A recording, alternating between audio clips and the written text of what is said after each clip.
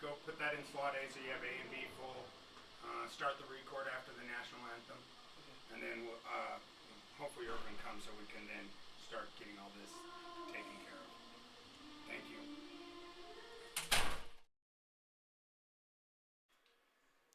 And welcome to the Griffin pregame show brought to you by SportsMed Utah, Salt Lake Regional Medical Center.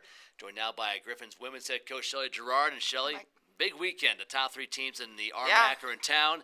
You saw Western Colorado last night. Mesa comes in tonight. Let's talk about last night first. And tell you what, good game, low-scoring game. Just your takeaways from how things played out here last night. Yeah, I think people watching that game might argue with you that it was a good game to watch. We couldn't score. Competitive, how about that? Competitive. It was a close one. It was a close one. We had 10 points in the first, 8 in the second, 4 in the third, and then all those exact points added up in the fourth. So it was a weird game. We couldn't walk and chew gum offensively. So it was a defensive battle. And Western, they hadn't beaten us yet. And they were ready to get us, and they were hungry to get us. And they came up and showed up and played. And they're just so good defensively. And they're tough to score at the rim. And we made it a little easier on them, too. So, but we fought in the fourth. At least there was that. And we're, 1 point short. So it's a tough side of the league. Western, Mesa, Fort Lewis, got Regis. There's a lot of great teams on our side. So, tonight we got to follow Western in a loss with the number 1 team in the conference. So they're also excellent defensively. Yeah, let me to my next questions here. Mesa comes in, as you said, a great defensive team. They are first in the conference in league games, only in scoring defense, second in field goal percentage defense, and first in turnover margin. What makes their defense so good? They have a system, and you can tell they work on it day in, day out. This is who they are. So they don't score a boatload of points, but they do defend, and they win by defense. And so, they're very solid. They do the right rotations. They rarely screw up. They're just really physical and strong and fit, and can out-muscle you for a board. They can out-muscle you through a play, through a screen, through a cut. And so it's, they're tough. And they're very, very good. Yeah, Dixie gave them a pretty good game last night, it looked like, so they'll be maybe a little fatigued as well as they make the trip up here. We'll see, but I know they'll be ready for this game, as your team will be too. I think it's going to be a good contest. Looking at their offensive numbers, 3 players in double figures and a pretty good drop-off after that in terms of their overall numbers. Daniela Turner, their junior guard, leads them in scoring. She ranks among the best in league games in scoring, so just kind of break down their offense and Turner's game for us a little bit. Yeah, they have shooters. They run a ton of sets. Almost every time down, they're running sets, and they'll run a box set, and they have good shooters. They usually have 2 or 3 really good shooters and 1 leading scorer that's always in the 18 to 22 average. And they just run her off a boatload of screens. So if you screw up, they make you pay for it. Turner a little more can hit the jumper, not just the 3. She's very good. She's a very good player, and he has a lot of sets for her. And then other kids too. So he has 2 other shooters, runs them off screens, see if they can get loose, and then the rest of the team, they know their roles. They don't take bad shots. They battle. They set hard screens. They go get junk baskets. You mentioned screens about 15 times, so I'm guessing handling screens is going to be a key to the game. And that is a key. You're going to see Turner running off a screen after screen. Absolutely.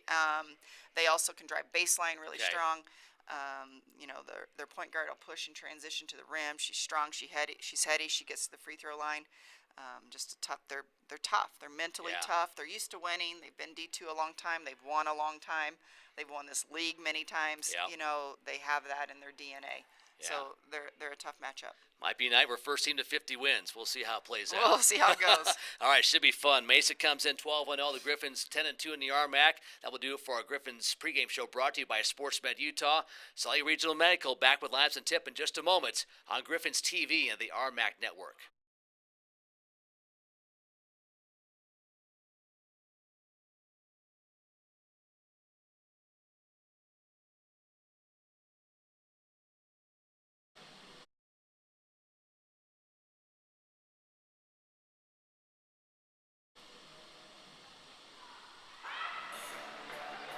Second best scorer and 3rd best rebounder on the season.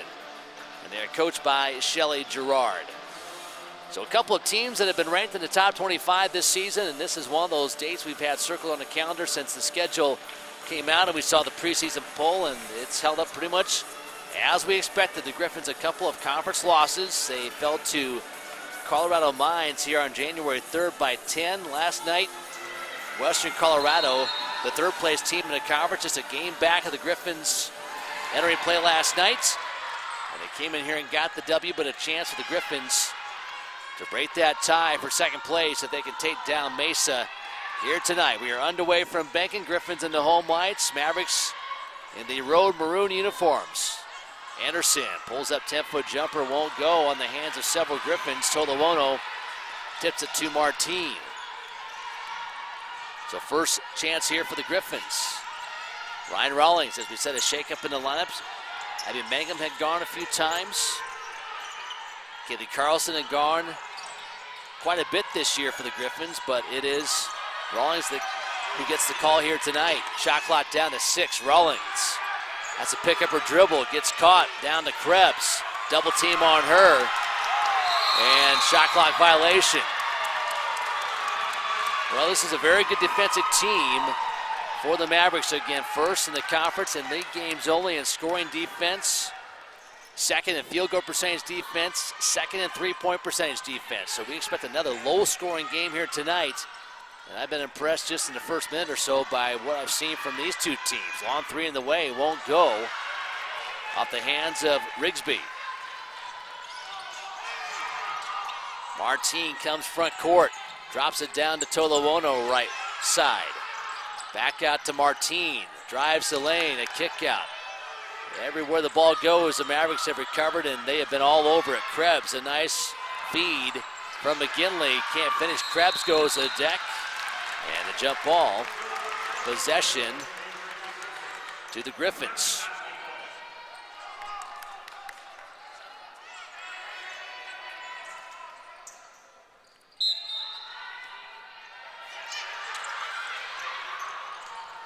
Martin on the inbounds play. Tries to go to Tolowono, and a foul on the baseline.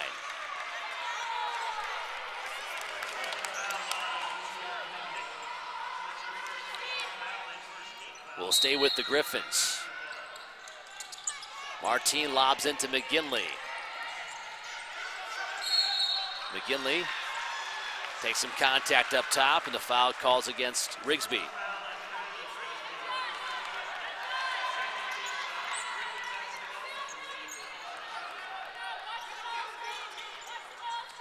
That's the first on Rigsby's second foul of the ball game on the Mavericks.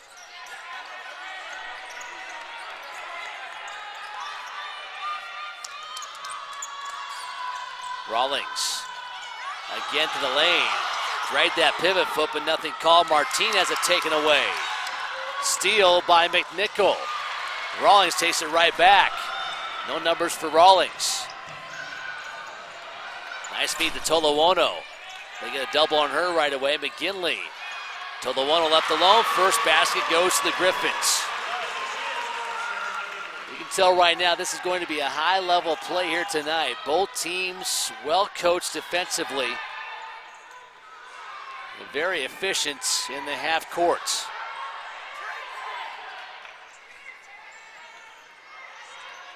Sydney Brandon up top now for the Mavericks. Shot clock down to 7 as they just get into their set. Corner 3, right side. Won't go for Kylan Rigsby. Griffins up ahead. Drive and a finish for Martin, and the Griffins score the first 4 points of the game, prompting a timeout from Taylor Wagner. We'll step aside as well. 7:08 to play first quarter from Benkin. Griffins on top of the Mavericks, 4-0 on Griffins TV and the RMAC Network.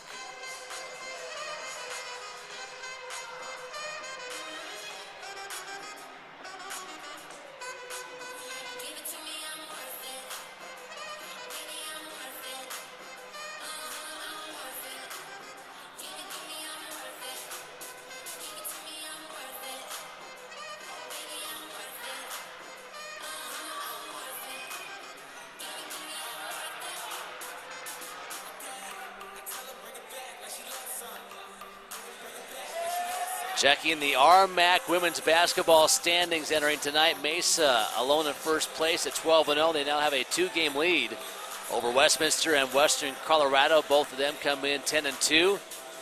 And 3 more teams, 2 games back of them. Fort Lewis, Black Hill State, Colorado Mines all at 8-4.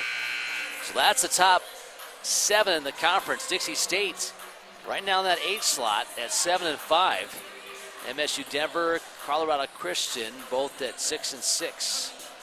And that top 8 will become more and more important as we work our way to the month of February. As the top 8 qualify for the RMAC tournament. So we'll see how it plays out the rest of the way. The Griffins, a lot of road games coming up in the month of February. In fact, we'll have just 3 games here at Bank & Fieldhouse the rest of the way after this weekend. Good job by Krebs inside. Taylor Wadner wanted a call, did not get it. Griffins on top 4-0, looking to increase that lead with 6:43 left in the first quarter. Martine goes to Rawlings. Krebs drops it down to Tolowono, knocked away from behind. Excellent defense by Sierra Winera.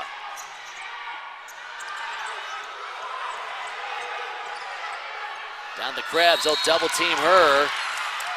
Well, they tell post players don't bring it down. Krebs really didn't get it down too far, but against a couple of tall players around her, it was enough.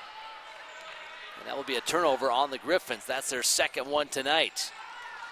Early shooting numbers, Griffins 2 of 3 from the floor, have not attempted a 3.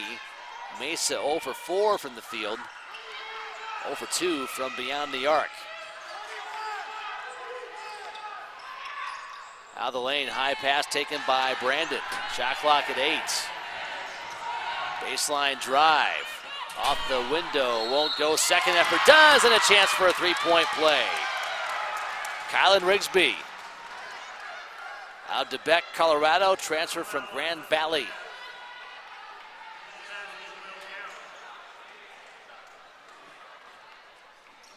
Foul goes against Hunter Krebs. Her first free throw is good. And the Mavericks are on the scoreboard with under 6 minutes to play in this first quarter. Bounce scoring attack for the Mavericks. Daniela Turner. He plays off the bench for them, their top scorer. She is into the contest now. On the left side of the floor defensively for the Mavericks. But also Kelsey Siemens and Kylan Rigsby, averaging 10-plus points per game for this Mavericks team. Martine with the right side, lost it. Bodies hit the deck. Mavericks come away. Now taken right back by the Griffins. Abby Mangum with it. Mangum to Martine, gets cut off. Good defense by Brandon to get back. Tolowono, a touch and a bump. Offensive foul. Going to go against Sarah McGinley. McGinley, a rough start last night, or a rough night. Not just a rough start, it was a rough start, rough middle, rough finish, as she did not score in the loss to Western Colorado. Westminster 3 turnovers here early. 4-3 our score. Griffins are on top in a low-scoring affair at Bank & Fieldhouse. Emily Walters into the game now, number 4, hands off to Turner. Her jumper won't go. That was the first look for Turner tonight. McGinley. Tolowono against the man-to-man defense of the Mavericks. Martine, Tolowono. Martine again, they'll drop it down to McGinley. Shot clock down to 5. Won't go for Martine with Krebs out of the ball game for the moment. So the Griffins go a bit smaller here. Mesa still just 1 for 6 from the floor. Their only make was that driving layup and a 3-point play by Rigsby outside. That one down. Soraya Winera out of Gold Coast, Australia, transferring from Eastern Arizona, gets the first 3 down tonight. 6-4 our score. Mavericks are on top of the Griffins. The Griffins scored the first 4 points, have not scored since then.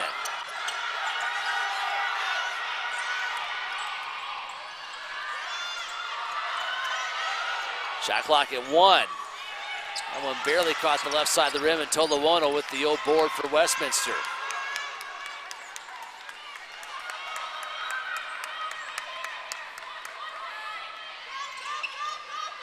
Martine around a screen up top. Good look for Martine. She bears it. Mariah Martine with 15 points, 5 boards last night. And she has Griffins back in a 6-6 tie. 3:19 left in the first. Brandon gets in deep on Rawlings. Fouls on Ryan Rawlings, her first, team's third. Kaylee Carlson into the game for the first time. Hunter Krebs is back as well. Rawlings, who got the start, played the first almost 7 minutes. Despite not taking a shot, did a lot of good things for Shelly Gerard. So nice call by Shelly to go with Rawlings with her first start of the year tonight. First free throw by Brandon is good. Brandon 83% at the line this season. Ranks 12th in the conference in league games and rebounding. Second in assists, 6th in free throw percentage. Made them both. Mavericks are on top by a deuce, 8-6. Nearing the 3-minute mark of this first quarter. Carlson to Martine. Gets around the screen from Krebs. A good recovery defensively as that shot's blocked by Siemens. Mangum in a scramble with Turner, who goes down to her knees to pick it up. Brandon, Turner. Baseline hits the side of the backboard but stays with it. Second try won't go either. McGinley with the board for Westminster. The Griffins 3 of 7 from the floor to start this one. Mesa warming up a bit now, 2 of 7. Another Westminster turnover, that's their 4th tonight. Flip back. 3-ball down for Kelsey Siemens, the junior from Tucson, Arizona. Out of Catalina Foothills. 12th in the conference in threes made per game at 1.8 per contest. Got a big one down there. Mavericks now with their largest lead of 5 points. Inside, McGinley. We near her there defensively and gets called for the personal foul, her first. Ryan Rawlings back in. Will spell Mariah Martine. Well, Shelly Gerard, I know, loves Ryan Rawlings.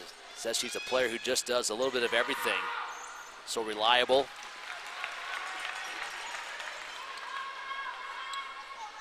And after a night last night where not a whole lot went right for the Griffins, she felt like it was the right call to make. And Rawlings, after the start, and playing about 7 minutes, got a quick blow and is back into the game. Mavericks in front by 3, under 2 minutes left in the first quarter. Near side, Siemens. Bobbled out by Winera. Otherwise, she had a good look at the 3. Instead, the shot did not get away. So the Griffins trying to take advantage of the miscue of the Mavericks.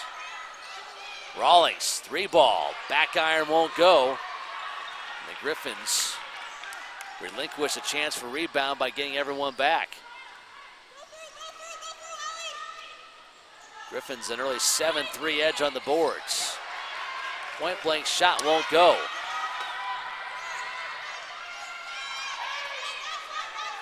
Rawlings, nice bounce pass to Krebs. As I said, Rawlings, someone who does it all, does not need to really shoot much to be very effective with her play. Gets the assist there, and the Griffins back to within 1 at 11-10.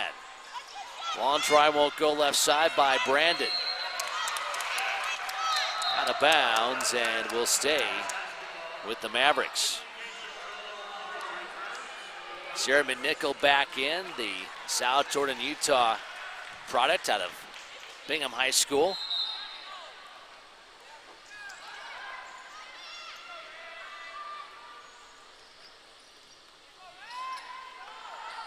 And In fact, 3 Utah kids on this Mesa roster. Shot clock down to 7. Up top, Siemens. 4 seconds on the drive in, and losing it was Eli Walters.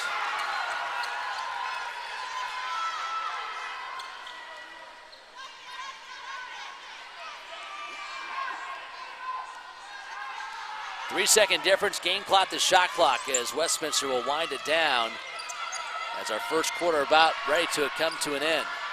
Krebs after 2, Mavericks hit the deck, Tolowono left unguarded. The Griffins take advantage, Westminster on top. Now 12-11, down to 3 seconds, long 3. And partially down, but out for Daniela Turner. What a first quarter here at Benkin. The Griffins led 4-0. Then fell behind by 5, 11-6. The Griffins score the final 6 points of the quarter to leave 12-11. After 10 minutes of play, the Griffins shoot 5 of 10 overall, 0 of 2 from 3. The Mavericks go 3 of 12 from the floor, 2 of 6 from downtown. Westminster a 9-3 edge early on the boards.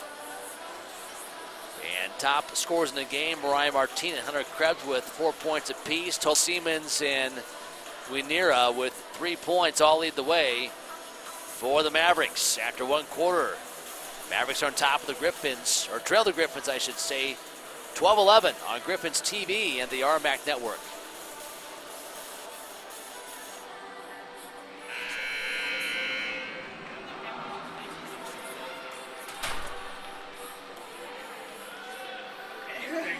I'll move that one down. And right now they're just going to have that, that like just that white. Yeah, exactly. So no, thank you.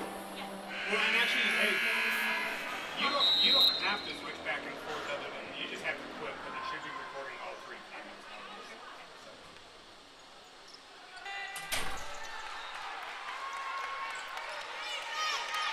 Westminster up by as many as 4 points in this game. Mesa leading by as many as 5 in this first quarter of play.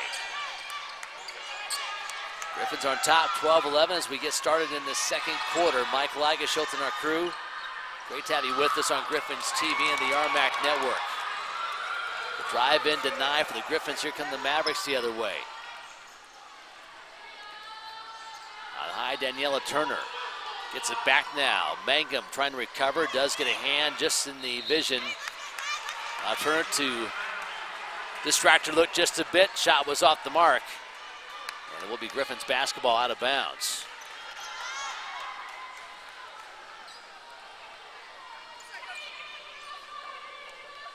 Chance now for the Griffins to expand their 1-point lead.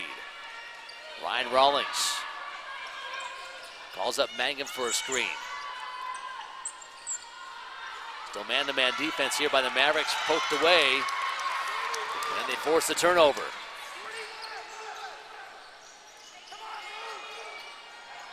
Bounce pass on the baseline. McNichol gives it up. Brandon up top. Shot clock down to 10. Turner around a screen, pulls out cross-court pass to Krebs. They close out on her. Tolowono will now bounce it outside. Just miscommunication there. Mangum went left. Pass into the bench, right side, and that will be another Griffins turnover, number 5 tonight. The Griffins averaging 14.6 turnovers per game, but you look at the Knights, they've struggled here. As of late, that's certainly been a part of it. Westminster with 17 turnovers last night. And that loss to Western Colorado by 1.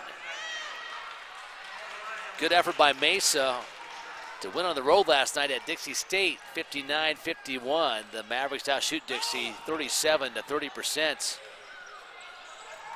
They knocked down 8 of 15 threes in that game, as that one won't go down for Sierra McNichol. Dixie, however, did out-rebound Mesa 39-34. Dixie, in fact, had the lead by 2 with 1:50 left. So J.D. Guston's crew gave the only undefeated team in the conference a good battle last night in St. George, but the Mavericks got the win by 8. Krebs outside, 3-ball on the rim won't go. Tolowono amongst a couple of red jerseys. Skies for the rebound. Martin gets cut off. Keeps her dribble alive and takes it back up top. Just good denial by Sophie Anderson. Shot clock down to 6. Around a Krebs screen. Hesitation now on the backboard. Won't go for Martin. Tolowono just comes away with it, but they'll call it a shot clock violation. That shot never touched the rim. Great job by Tolowono to get there, but the shot clock violation turns it over to the Mavericks. Top scorers in our game. Well, no points scored so far in this second quarter. So the numbers as they were after the first quarter of play. Tolowono and Martin with 4 points each. Tolowono now with 7 rebounds tonight. And 3 players each with 1 tray for Mesa. Rigsby, Siemens, now Vinera, all with 3-pointers. That 3-ball for Turner won't go. And Daniela Turner, the top scorer for the Mavericks, off to start this one.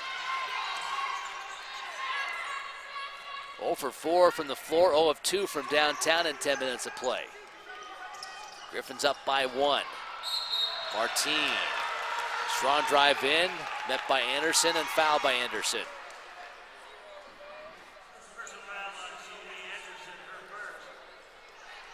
First on Anderson. Team foul number 5 so far tonight on the Mavericks, their first this quarter. And that will send Mariah Martin to the free throw line. Martin, 87% at the line this season. She comes in as a top scorer for the Griffins at 16.5 points a game. Leads them in assists as well, with 73 on the season.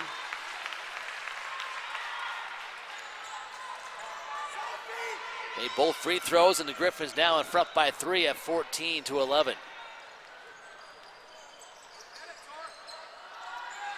Long jumper left side won't go. Martin getting tangled up with Anderson on the rebounding effort, and Martin called for the personal foul. That's the first on Mariah, second one this quarter on the Griffins, with 6:16 left in this first half.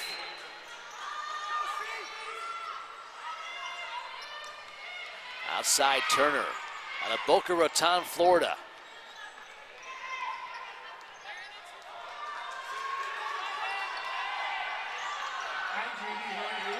Shot clock at 7.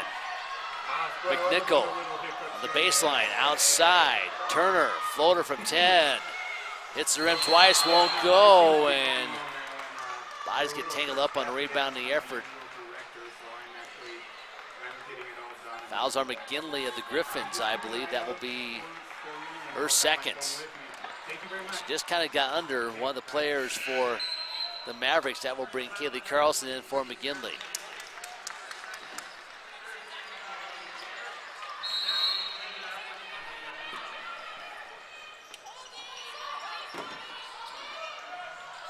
In the corner, Anderson.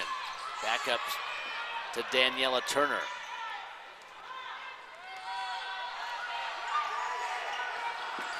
Shot clock at 8. Anderson drives, gives it up to Brandon. Now McNichol with 2 seconds. The runner from 8 feet away goes.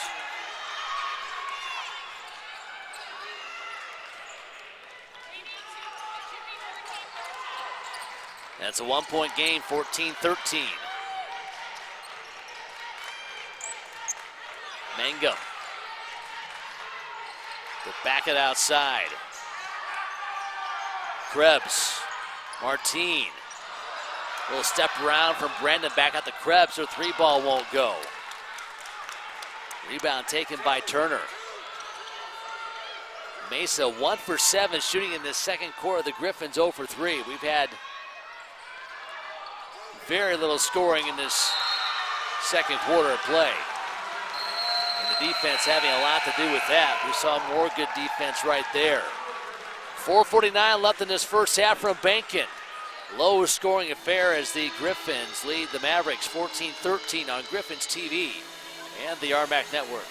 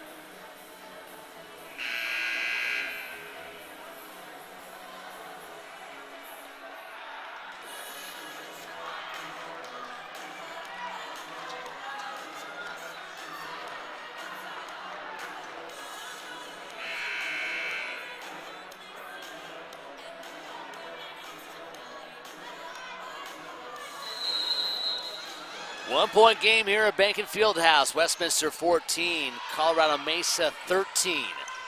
4:44 left to go in this first half. Tolowono to Martin. Martin can't shake free. Mangum, pull-up jumper from 10 feet away, floats it up and scores it. Had a chance to talk to Abby during our post-game show last Saturday. Met her mother as well. Redshirt sophomore from Eagle, Idaho, after starting out her career at BYU and Provo. Having a wonderful season here for the Griffins. Westminster up by 3, 16-13, nearing the 4-minute mark of this first half. Outside, long three. Won't go for Kylan Rigsby. Krebs secures the rebound for Westminster. The Griffins outboarding Mesa 13-5 in this first half. Martin, long jumper. A miss off the back.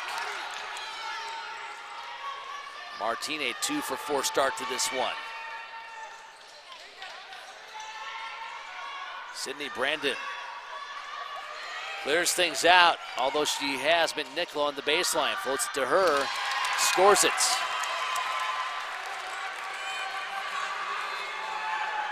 Four points now for McNichol. Mavericks back to within one at 16-15. The largest lead out of the way tonight has been 5 points, that coming by the Mavericks at the 2:05 mark in the first quarter at 11-6. Tolowono. Open jumper won't go. Good ball movement by the Griffins to get her the look, but she can't finish. Chance now for the Mavericks to take the lead. Three ball outside down. Kylan Rigsby, a 26% three-point shooter in the season, but leads his team and makes so a volume shooter to get her 33 makes in the season. She's their third best scorer, 10.1 points a game, and she's given the Mavericks a 2-point lead at 18-16. Martin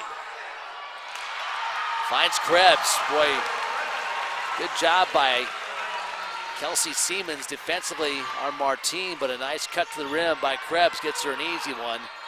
4 points, tied at 18. Long tray won't go for Rigsby, out of bounds, last touched by the Griffins.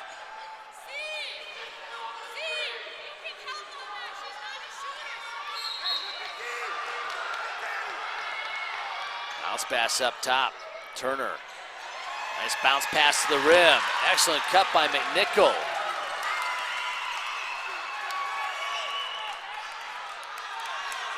Mesa back on top by 2 with under 2 minutes left in the half. Martin just having a hard time on those drives, shaking free. This time picked up by Brandon.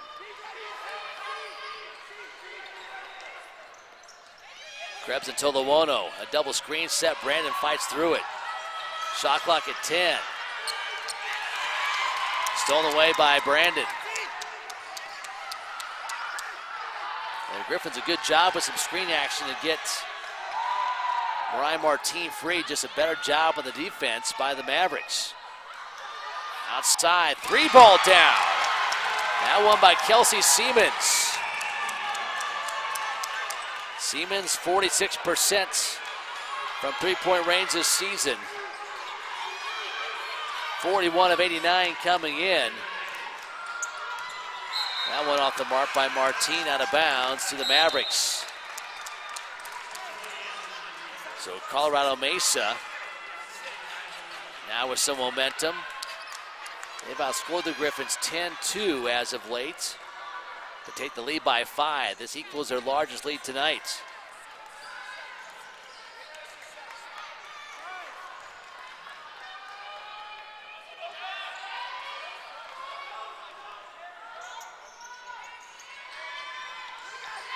.40 left in the half. Brandon outside, another three ball down for Siemens. She has caught life late in this first half. Siemens 2 of 2 from downtown, make that 3 of 3 now. She has 9 points to lead all scorers, 26-18. A 13-2 run here by Mesa. Martine again trying to fight free from Brandon. Grabs back to Martine, poked away. It will stay with the Griffins with now 3.9 seconds left in the half. Martine glancing back, looking to the bench. And the quick hands by Brandon almost forced a turnover. Carlson to inbound. Martine and Brandon get tangled up. Krebs behind the back with 2, lost it with 1. Colorado Mesa, the top team in scoring defense in the RMAC and league play, showing why in this first half. We were tied at 18, and then Mesa scoring the last 8 points in the first half.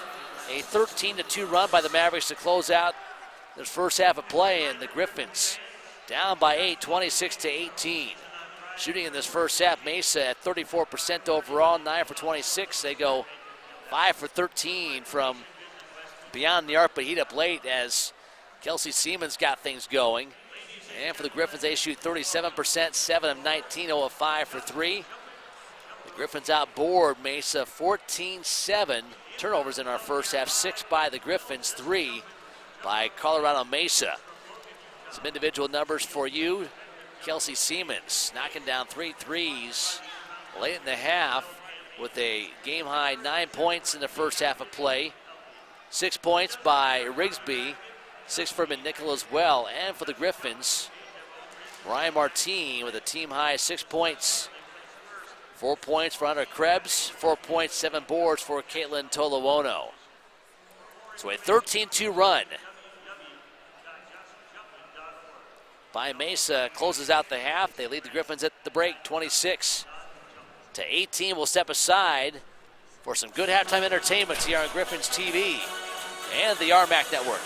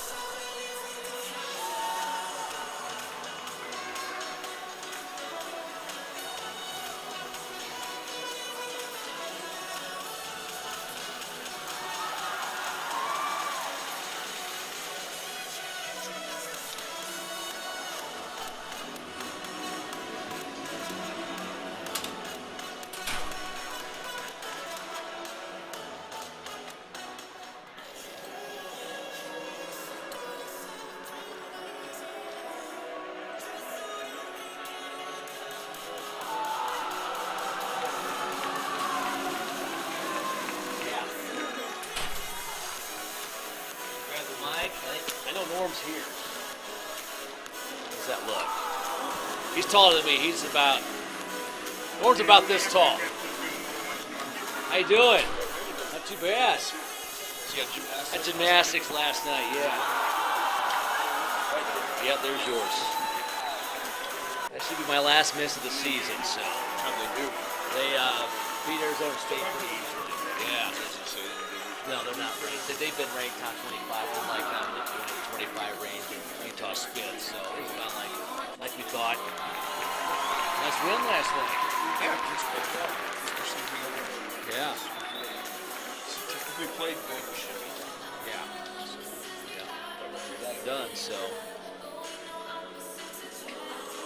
Mesa's second in scoring in league games, first in shooting pretty well. Yeah. 5 players in double figures. Yeah, Pretty good. they're the most efficient offensive team. Okay. It's not just shooting percent, but their total efficiency.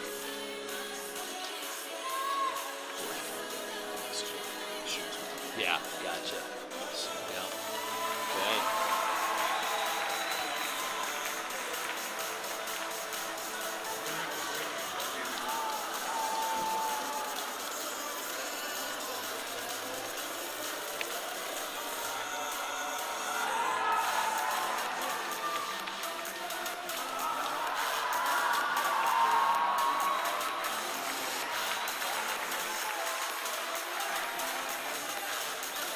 Got us.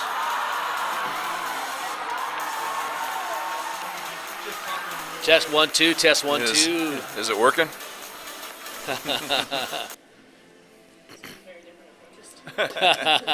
He's a pro. Is it working? It better be. I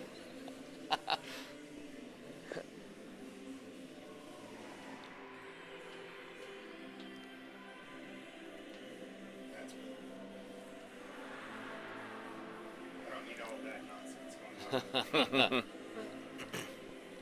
Okay. Okay, we're gonna go in 5, 4, 3, 2. And welcome to the Griffins Men's Pregame Show, brought to you by SportsMed Utah, Salt Lake Regional Medical Center, joined now by the head coach of the Griffins, Norm Parrish. And Norm, a nice start to the weekend. Your team took care of Western Colorado last night here at Bankin, 78-62. How'd your team get it done? You know, we came out with great energy. Western's a dangerous team. They shoot it well, and their offense, they just move and run around, and so they're hard to guard. And to begin with, especially, we really came out and guarded them well, moved the ball well on our side, and got a good lead, and then kind of hung on. We didn't play great towards the end, but you know, it was a good night for us. Yeah, some numbers that jumped out to me. You hold a team to 30% shooting. Yeah. You shoot 46 and also made 10, 22 threes last night. So a lot of positive plus shot. Board them 44-31. Yeah, the boards was it hasn't been our strong point. Yeah. And I thought that was a key last night because they actually are a good offensive rebounding team, and they had more than I'd like, but we limited them, and the second half especially, we just beat them badly on the glass. All right, well, Mesa comes in tonight 8-4 in the RMAC, but they are second in the conference in scoring in league games. They lead the conference in league play in field goal percentage and three-point percentage. So offensively, they look to be a pretty good unit. Yeah, I was telling you, offensively, they're the most efficient team in the league. Yeah. With the analytics and all these different numbers that are confusing. Yeah. You watch them, you know what you see. They're good. They're a very good offensive team. Their point guard is exceptional. I think he might be the best point guard in the league. And then they move well. They as soon as you lose vision of them, they cut. And then obviously they're shooting 40-something from three. Yeah. So you help, and then they hit a three. And then they got two bigs. They got a big that just got eligible a few games ago that originally was at, I can't remember if it was West Virginia or one of those. Okay. Then he went the JUCO route. Right. And last night, for example, he had 21. He went like 9 for 11. So they don't have a weak spot. So defensively, it's a huge challenge for us. We got to be on the edge the whole night. As I say, they got 5 players in double figures, so that shows they have balance as well. Yeah, and they play a lot of guys. They got the 5 in double figures, and they probably got a few more that are 8 and 7. Yep. Right behind them. So there's no weakness offensively for them. All right. Well, as I mentioned, a good start for your team last night. What do you do tonight to get a win and go back to back? Well, I'm hoping last year they killed us, and so I hope tonight's a grinder. I don't, they're too good to blow out. We just got to be tough. A week ago when we lost a tough one, we showed the last 6 minutes to our players, and it's just some discipline on when it's nut crunch time. You got to have a good closeout. You got to have a good box out. You got to have good help side D, and we're gonna have to do the little things like that well the whole night to get away with one. All right, Norm, good luck to you. Appreciate it. All right, should be a fun matchup in our men's game tonight. The Griffins take on Colorado Mesa, and this has been the Griffins pregame show brought to you by Sportsmed Utah and Salt Lake Regional Medical Center on Griffins TV and the RMAC Network.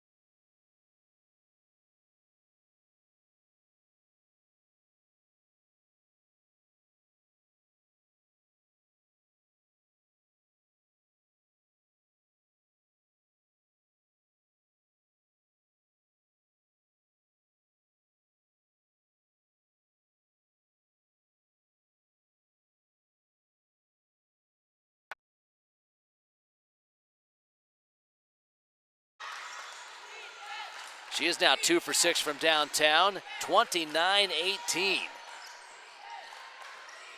Griffins in danger of going down big here at home. The Griffins coming off a loss to Western Colorado last night, 45-44. Mesa got a win on the road at Dixie State by 8, 59-51. 3-ball left side. Mesa red hot from downtown, and Sean Gerard calls for a timeout. Rigsby now with 12 points after that make. 18-2 the run for Mesa going back to the end of the first half. They have opened up a 14-point lead, 32-18 on Griffins TV and the RMAC Network.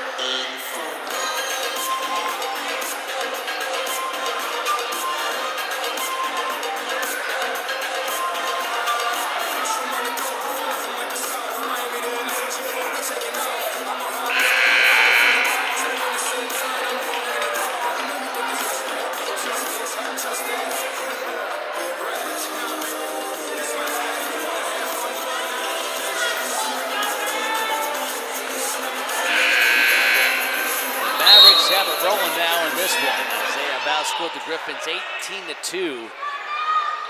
Trailing by 3 at 16-13. That run has lifted them out to a 14-point lead with still 9:04 left in this third quarter. The 3-ball going down prolifically as of late for Mesa as they have made 5 of 9 going back to the second quarter. McGinley gets double teamed. Somehow held on to it. Krebs quickly moves at Mesa, and that's the first bucket for the Griffins of this second half. Griffins still down by a dozen, 32-20, 8:41 left in the third. A lot of set plays here for Mesa. Some teams just go with emotional offense and then a few sets here and there, but pretty much everything for Mesa comes on a call from the bench and head coach Taylor Widener. Sophie Anderson with the bucket, 34-20. That's her first points tonight. Anderson averaging 3.6 points a game. Anderson behind McGinley. Kick to Tolowono, now Krebs. Well beyond the three-point arc, Rollins. Shot clock at 11. Krebs in the corner. Skip pass to Martine. McGinley's defender falls down. As Sophie Anderson hit the deck, nothing called there. McGinley now with 4 points. Had a chance to meet her dad before the game tonight as they made the trip over from Fort Collins. Great to meet them.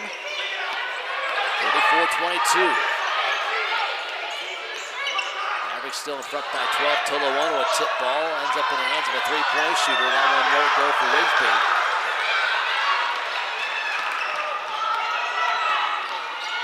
Martine to Krebs. Let's see how the Griffins adjust here. They need to close out on threes better, but also right now, not much working for them offensively. Krebs with a gift in her hands. Somehow gets left alone from three, but can't make it. Rebound taken by Rigsby. Another three-ball down for the Mavericks. Sophie Anderson now with 5 points. 37-22.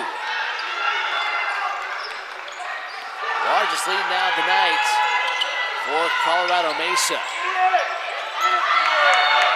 McGinley trying to fight through some contact with Anderson. And able to reel that one in.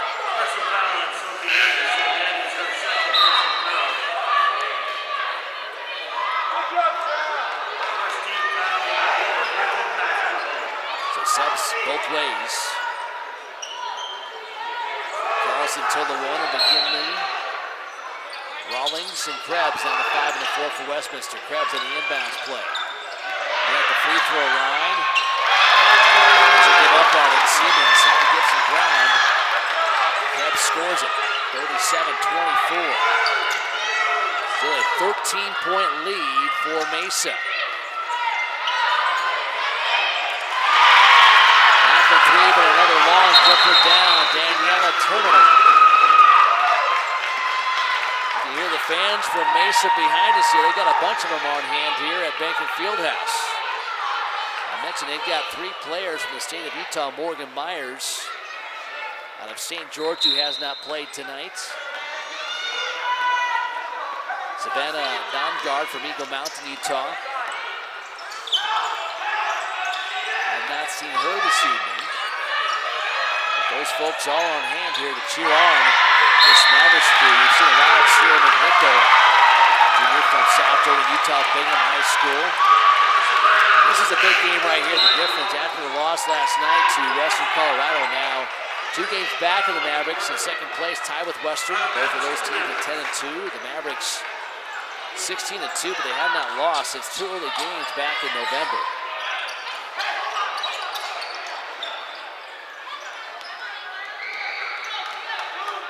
They have since won 12 straight.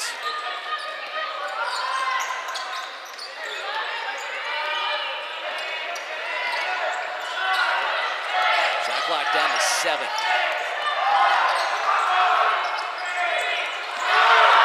Shot clock down to 1. Won't hit the rim, taken away by Mangum. Chance here for the Griffins to slice into a 15-point Mavericks lead. Mangum around the screen. Nice screen by Krebs. Step on the back line, won't go. The Griffins just not smooth with their jump shots tonight. A lot of misses, back iron, side iron. And that really speaks to the quality of defense being played by Colorado Mesa. Skip pass, intended for McGinley, gets tipped. Picked up by Brandon. Rigsby also involved in the sequence.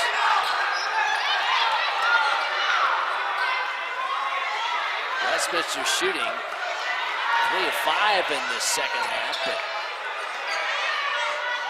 just not many makes, or attempts I should say. They shot just 2 of 9 from the 4 in the second quarter. They're 0 for 6 from 3-point range. That one partially down, spun out for Kelsey Siemens. Another chance here for the Mavericks. They're not content to run some clock. They've been a lot of low-scoring games as it is, but when you lead by 15, even more patience being shown here by the Mavericks, down to 1.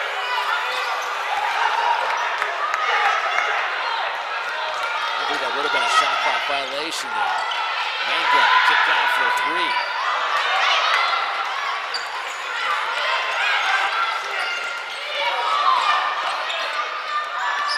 Step into a 16-foot jumper. Won't go down for Rigsby. Martine hesitates, drives in, the rim won't go. One of the best drives we've seen from her for a while. She's gotten a lot of attention from this Mavericks team defensively. Martine, after 6 early points, now 2 of 7 on the evening. Still a 15-point lead for Mesa. And a 3-ball down. 42-24, 12 points now for Kelsey Siemens, and that's the dozen, scored by Colin Rigsby. Impressive performance by Colorado Mesa here at Banking Fieldhouse. Still 3:14 to play in the third. Mavericks on top, 42-24 on Griffins TV and the RMAC Network.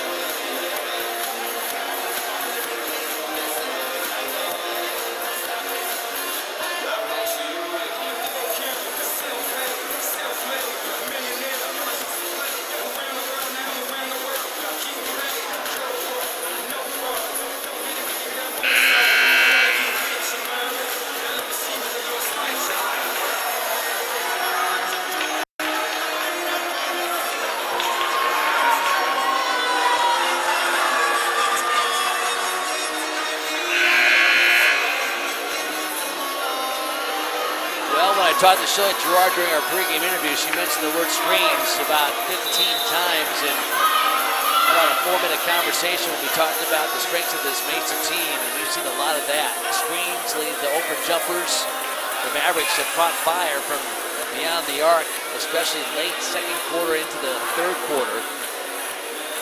19 of the 39 field goal tries tonight from beyond the arc, and Mesa actually 9 of 19 from three-point range. Going back to the second quarter, they have gone 7 of their last 13. 12 points apiece for Rigsby and for Siemens, both prolific from beyond the arc tonight.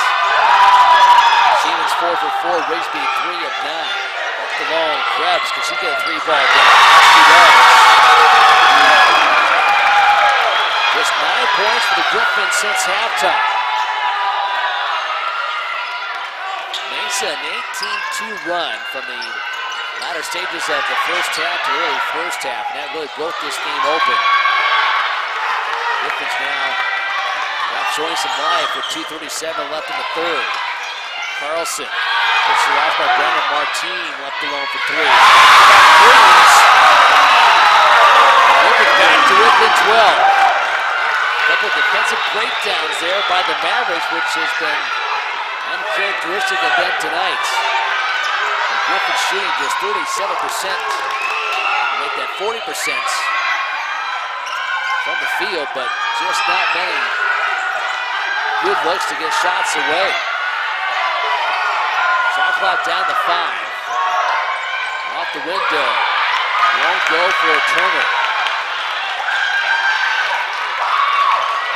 It's another chance to cut into this Mavericks lead. Griffins down by as many as 18 tonight. It's scored 2-3 since then. Carlson had it knocked away momentarily. Another by Turner, shot clock at 8. The Krebs. What about trying to turn and face instead? Backing down Siemens at a foul. Kelsey Siemens, 6'1", junior forward from Tucson, Arizona. That's her first, team second.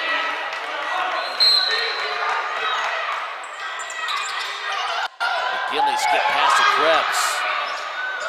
Boy, good look from 3. She made her last, and that one, a little bit of a spin for a left rim miss. Mesa now a little bit of a scoreless stretch.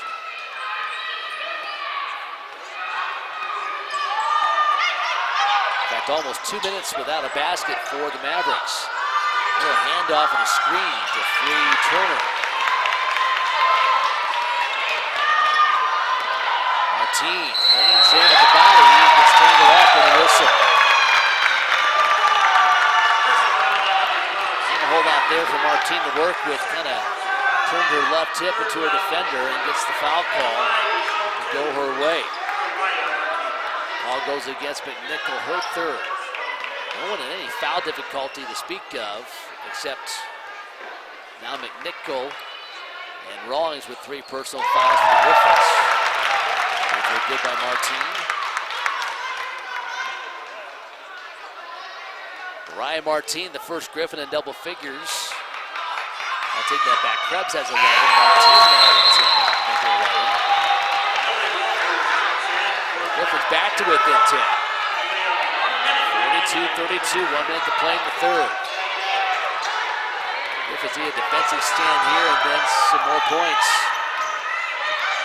to get it down to single digits before we head to the fourth. Carlson, good job to force the issue on Turner. Almost got the steal, almost had a dribble on the end line.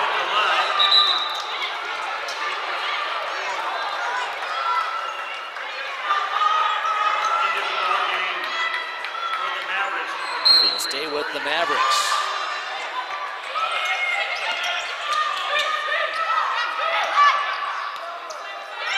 Ellie Walters gives it up to Tori Catlett.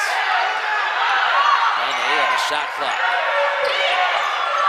Step back for the shot. Krebs with the challenge, gets called for the foul. Krebs not happy with the call there. That will be her second, team second in the third. And free throws coming for Daniela Turner. Turner, the top scorer for Mesa, 15.3 points a game. Shoots 39% from three, 42% from the field, and 76% at the line this season.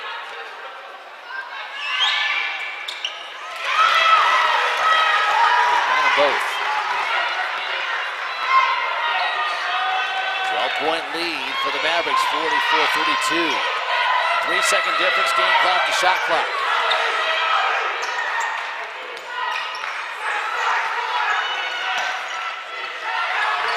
Hand off to Martin.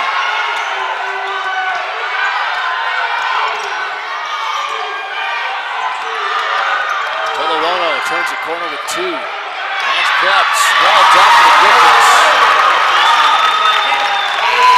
That's the end of our third quarter.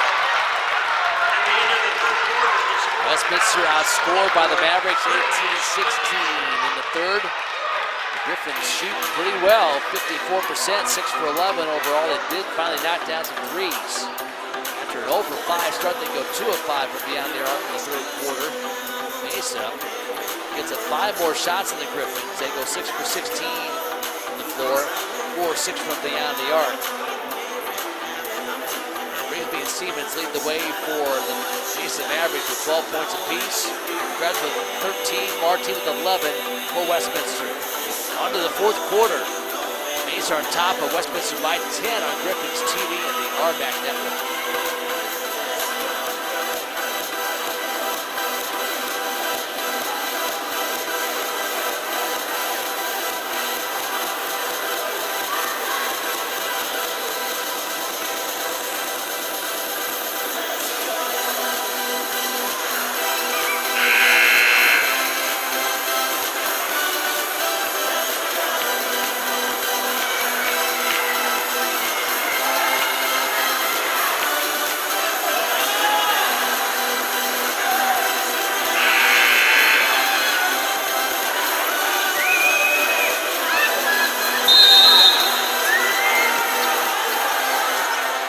Westminster down by 10 as we start the fourth quarter. They trailed by 8 as we went to halftime.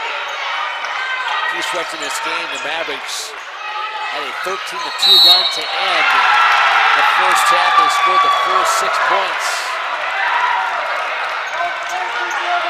here in half number 2.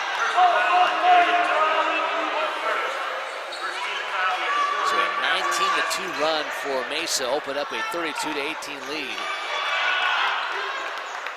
At one point they led by 18 at 42-24, but the Griffins since then, a 10-2 run, no field goals for Mesa since that point when they led by 18. So some good adjustments here by Westminster to fight back and get it down to a 10-point lead.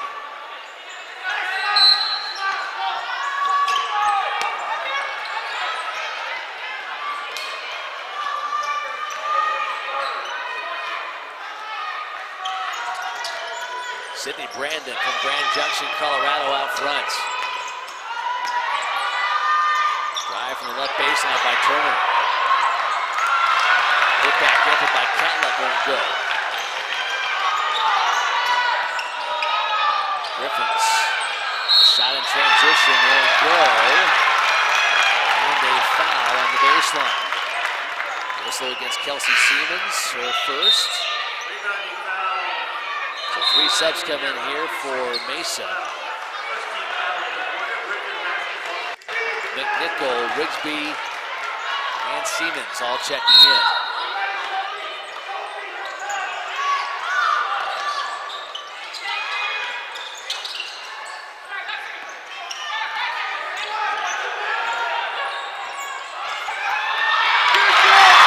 Score down low for McGinley.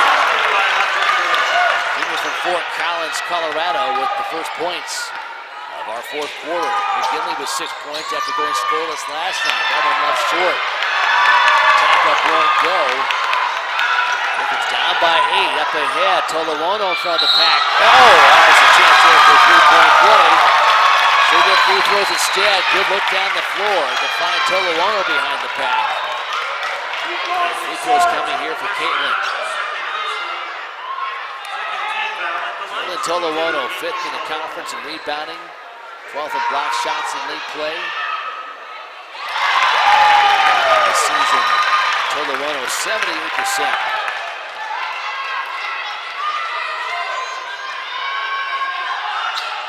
Got them both.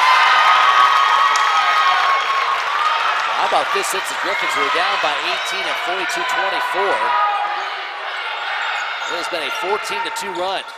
Back to within 6. Long try won't go. Brandon gets the rebound. And the whistle against Westminster. Carlson with a personal foul, first personal. Second team foul of the quarter. After basketball.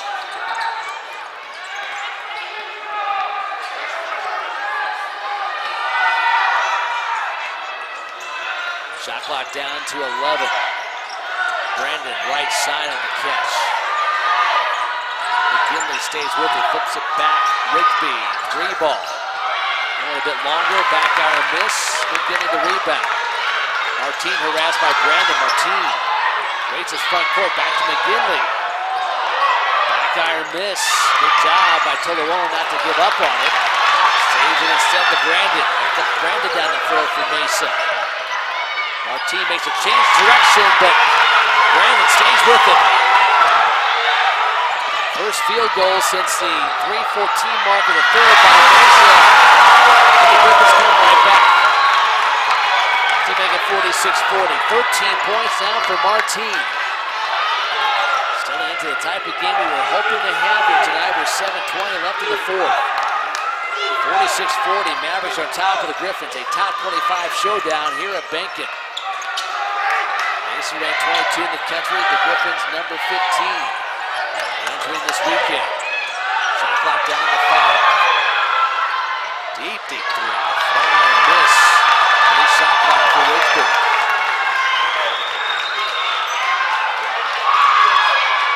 Griffins now a chance to trim down a 6-point lead. Martin turns the corner. Tolowono. Krebs. McGinley with 10. Carlson. 3 ball from the left side. Haley Carlson playing off the bench tonight. Gets a big drain down, and the Griffins down by 18 and come all the way back to get within 3. Timeout called by Mesa will step aside as well. 6:31 left from Benkin. Mavericks up in the Griffins by 3. 46-43 on Griffins TV and the RMAC Network.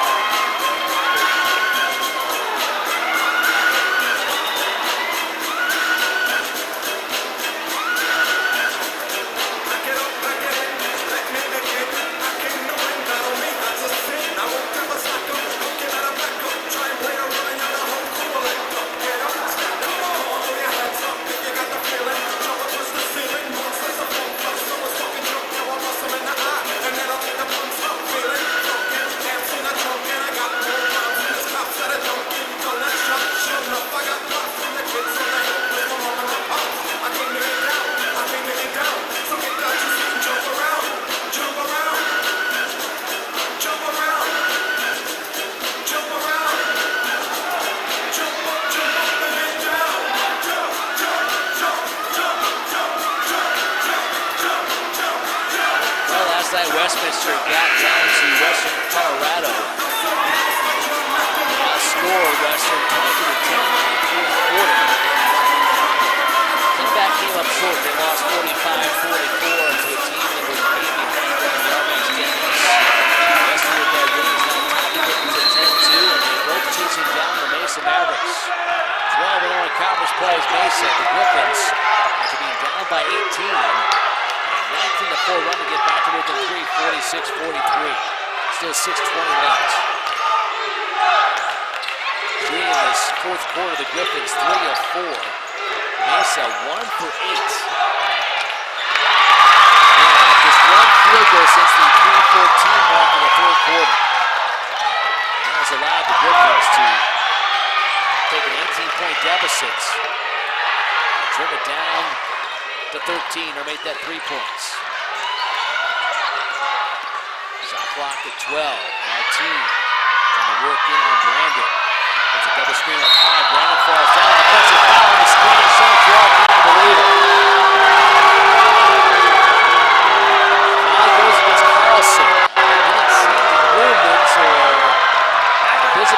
checker anthem. See if we can get another look at our monitor here. Tight call up top. That turns it over.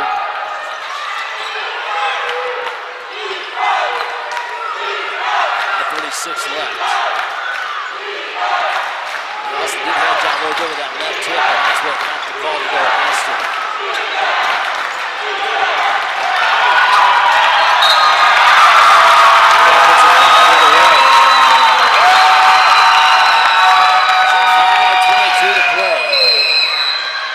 Point lead for Mesa. Checking into the game. Soraya Winera. Griffins come front court, trailing by 3. Martine to Carlson.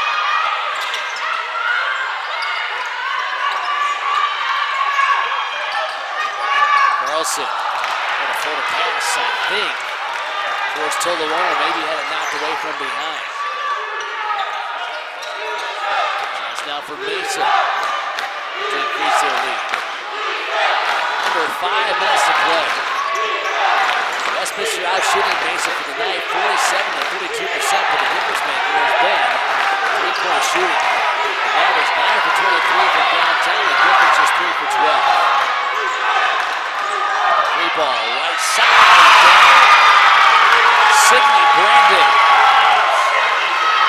7 points for her, lead back to 6. 49-43. Martina waits a screen from McGinley. There's it outside, back to McGinley. Carlson. Nice pass to Tolorano, wedged between 2 Maverick defenders. The foul goes against Winera, who just came in. Both teams with 3 fouls against them in this 4th quarter. Winera now with 3 personals in the game. McGinley, Krebs, looking there in the inbounds play for the Griffins.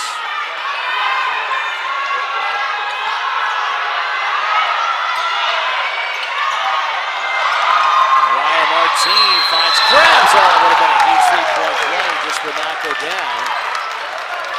2 shots coming for Hunter Krebs. That's a 4th personal foul on Winera. Looking at this season for Colorado Mesa, they lost 2 games the first 2 weeks of the season with Tarleton State by 4 on November the 9th. Had a weekend off, and then they played 2 neutral court games against St. Martin's and then Northwest Nazarene. They lost to Nazarene by 4. Since then, 14 straight wins, including 12 in conference play. They won at Dixie State last night by 8, 59-51. They lead here by 4 with 3:37 to play.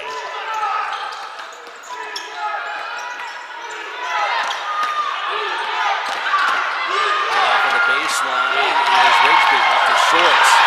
But Brandon scrambles to the loose ball. Missed opportunity there for Westminster.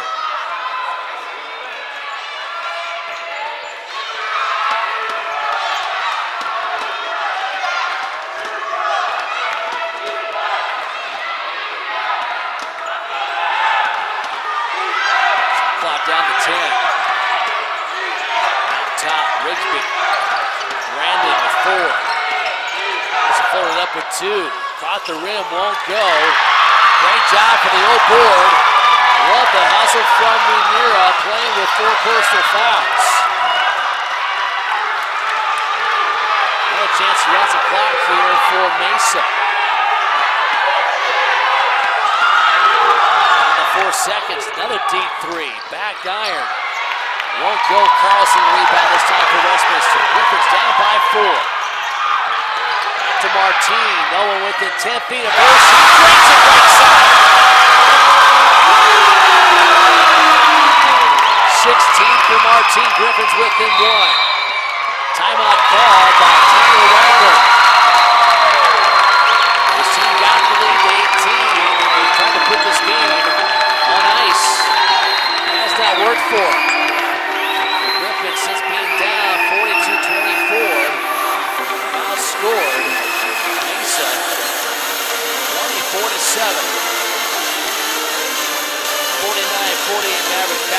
us on Griffins TV and the RMAC Network.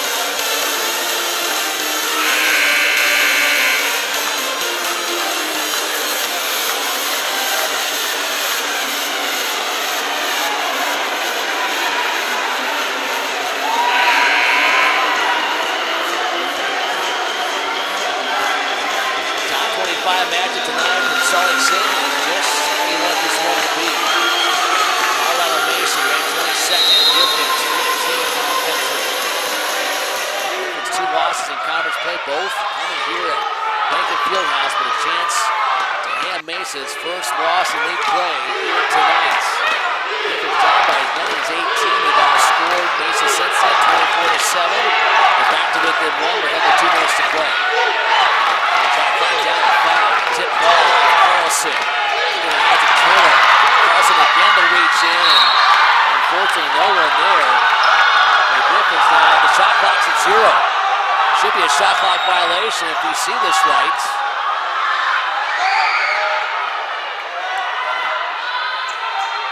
They're going to send the teams, I believe, to the benches and go look at the video monitor.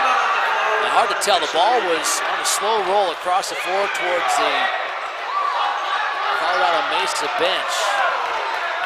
Did the shot clock horn go off before the ball went out of bounds?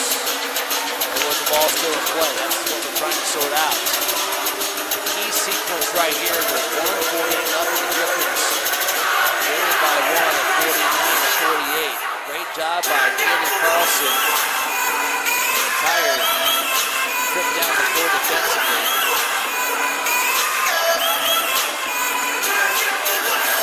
The ball still in play. It's about the 3-point line.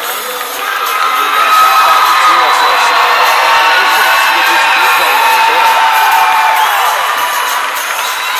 Quick review as well. Griffins, after being down by 18 points in the third quarter, now a chance to take the lead on this possession. Mesa will pick him up full court. Carlson. And McGinley, who bobbles it. Costly turnover by the Griffins, their 13th tonight. And Mesa another chance to run on some clock.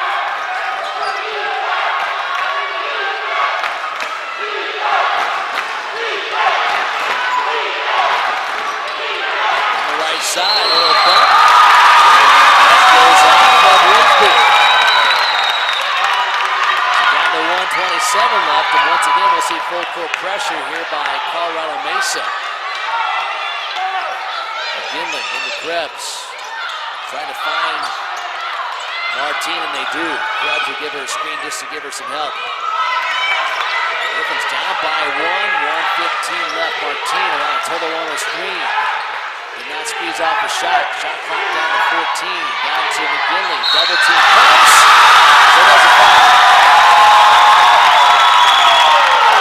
Good patience by the Griffins that possession to work it down low. McGinley catching the right block. The foul goes against Kelsey Siemens, her third. 2 shots here for McGinley. Ties it. McGinley averaging 14.2 points, 6.8 rebounds in the season, 83% free throw shooter. Griffins, after being down by 18, all the way back to lead by 1 with 1:04 to play. The team goes for the steal. Baseline, reverse won't go. Scramble for the loose ball, and we'll say the Mavericks got possession. And a timeout call by Taylor Wagner.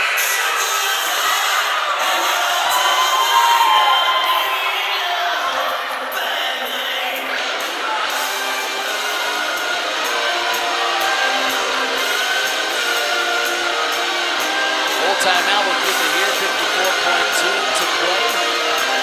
Numbers from our game overall tonight. The Griffins have outshot Mesa 48-30%, so the rest of the Allies, Westminster has a 1-point lead of that number. Mesa made 10 of 25 threes tonight. The Griffins just 4 of 13 from the Westminster also turning it over 13 times.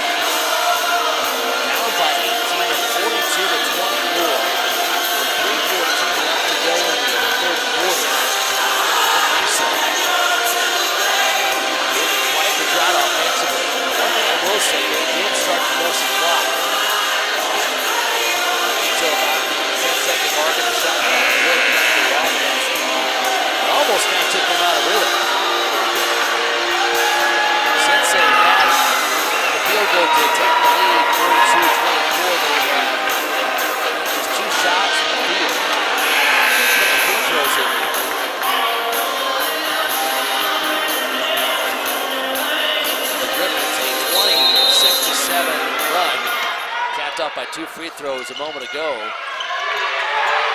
Now McGinley. Mesa down by 1. 27 seconds left. Shot clock runs down to 6. Brandon flips it to McNichol. Won't go. Grabs a rebound for Westminster.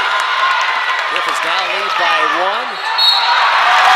Mesa forced the foul, and that's not the person you want to foul. Ryan Martin, for the time 7 free throw shooters in the conference, will have a pair of free throws.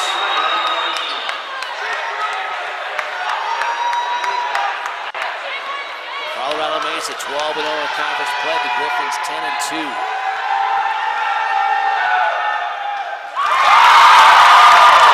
One more for Martin to stretch the lead to a full possession.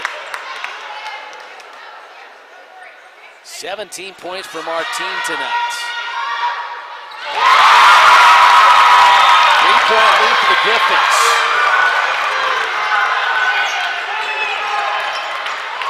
Right side turn, guarded by Carlson. Enters the baseline. Shot on the way, good. Good defense by Carlson. 52-51. Just a better make right there for Turner. Quick foul by Mesa, down to 19.6 seconds left. 17 foul in the quarter. Individual numbers tonight, Mariah Martin, 16 points, 3 assists, 15 points, 5 rebounds for Hunter Krebs. Sarah McGinley, 8 points, 5 rebounds. Tolowono doing her thing on the boards with 11. 6 points, Sarah McGinley. Ain't the free throw. So have one more. 2 players in double figures for Mesa. Brisbane and Siemens both for 12. 3-point lead for the Griffins. Brandon flips to Turner, down to 9 seconds. Around the screen, 3-ball on the way, misses everything. McGinley the rebound with 4.1 seconds left, and that should do it.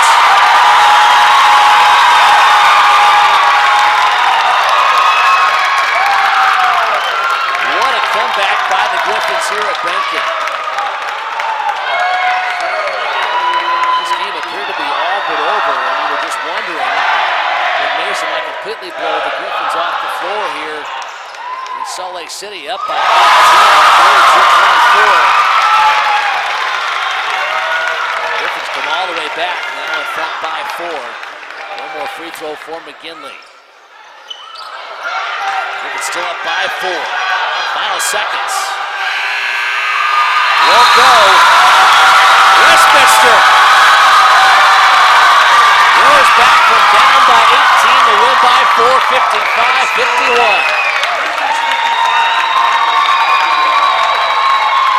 And the Mavericks end their first loss in league play this season. They fall to 12-1 in the league, 16-3 overall. The Griffins improved to 16-3. 11-2 in conference action. What a run by Westminster, down by 18 at 42-24. They hold the Mavericks to just 9 points the rest of the way.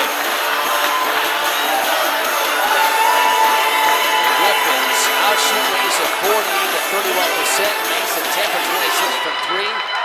Griffins go 4 for 13. Westminster 11 for 12 at the free throw line in the fourth quarter to make 17 of 18 overall tonight.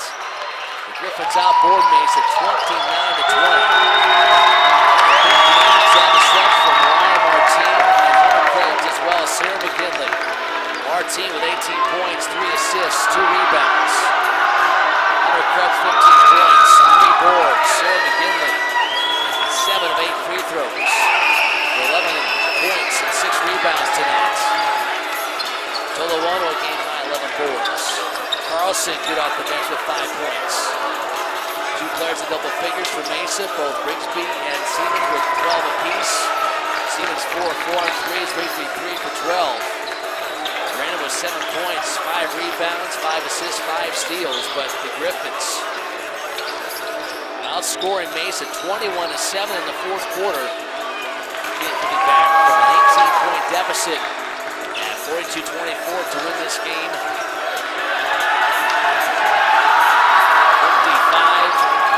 55-51. Stay with us. We'll have post-game coverage with Shelley Gerard and our player of the game coming up in just a bit. Also straight ahead, men's playing the RMAC on this Saturday. Should be another good matchup. Colorado Mesa 8-4 in the league. The Griffin men now 6-6 after the win over Western Colorado here last night.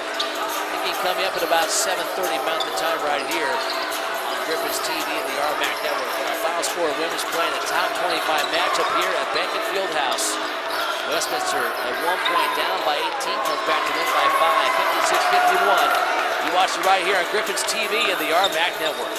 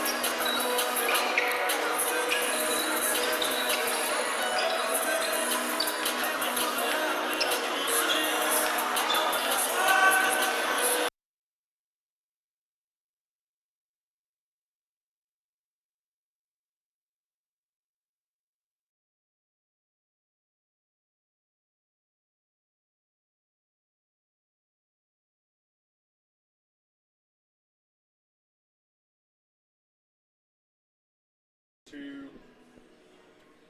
And welcome to the Griffins post-game show brought to you by SportsMed Utah Salt Lake Regional Medical Center. What a win by the Griffins. A top 25 showdown tonight. Westminster down by 18. Storms back to win this one 55-51. Joined now by Shelley Gerard. And Shelley, one of those nights you just had to be there to see it. Amazing comeback. Exactly.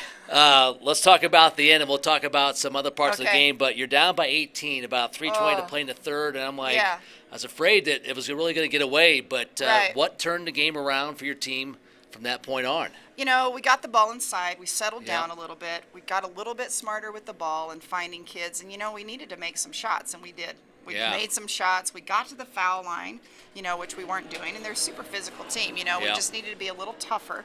And we did that. We tweaked a little bit, got Sarah in the paint some because she had a guard on her, and that was effective. And then just stringing together stop after stop after stop was huge. And, man, they'd use that whole clock. They would. And they get an O board, and we do a whole clock. But, you know, so we had to just keep defending and stay with our principles, and we did. And it was just really great, really, really great. Yeah, great win for your team to come back, especially the way you did, down by 18 again late third quarter. You and I talked about their screen action in the pregame show, and they had screens, a lot of open threes. I was and right, thought wasn't I? you Lots were, of screens. You said screen several times, and you were right on. They got some threes falling, and that's kind of when the game started to get away from you. Right. Did you make adjustments on how you handled those screens, or did they just maybe go a little cold no, during that last stretch? Well, I think we got them out a little bit rhythm. Yeah. We chased a little harder, went over things a little bit more. You just can't make one mistake on them. Nope. You make one little mistake. You try to come up and through one time, and it's down. Yeah. So, yeah, I mean, we got lucky. I think that Turner was out of her rhythm a little bit, tried to get stuff to the rim. And she's their leading scorer, such a big scorer. And so she kept, you know, she had to press it a little bit. And I think, you know, take some tough shots. And you know, there's other kids, you know, that we denied the ball, you know, like Rigsby and Siemens. And so, because they were, you know, Siemens was really hot. We had to shut her down. She was 3 for 3 from 3 in the first half. And so we really tried to limit that second half, so we did a lot better. But just defensive rebounding. I know they have 7 O boards and we had 2, but it doesn't look like it. But I really felt like the game was our defense, and then just a little bit smarter on O. Yeah. Well, it was obvious right away, 2 well-coached teams. It's what we thought would be a great matchup of 2 really good teams. I mean, it was impressive just to watch you guys go at it tonight, and the chess match is going on. But in the end, it's sometimes so simple free throws. You made 11 of 12 free throws. The only miss was that one by Sarah at the end of the game. You were still up by 4 at that point, but you got done at the line tonight down the stretch. Oh, absolutely. And, you know, kids, we want shooting, but we're a good free throw shooting team. And I think our mentality during the game, that's how we went to the line, too. You know, we were confident. We never panicked. You know, we just knew we needed to do a little better job, and that's all we kept focusing on. Yeah. Let's hand the microphone to Hunter Krebs, our player of the game, as we'll bring her on. And Griffins again win this one by 4, 55-51, as they hand Mesa its first loss in league play this year. And Hunter Krebs, our player of the game. Don't have your numbers in front of me, but a big night for you, especially in the second half. Just give us your thoughts on this comeback win by the Griffins tonight. Yeah, I mean, they came out really hot in the third quarter at the beginning, and then we kind of we had to put our foot down right away and no more. So that was kind of what sparked our comeback. We were firing from all our weapons that we have, and it was really nice to get everyone involved. Yeah. Again, they got some shots to go, and I think it was a 1 point for them. I'll have to look at my notes here again. A tremendous run by them to build that lead to 18, but yours was better in the end. Defensively, I thought Kaylee Carlson came in and gave you some good stops. She didn't get the start, but you sometimes look for small things in a big comeback, and I thought just her defense at times was pretty big for you. Yeah, it was really nice to have her out on the court tonight.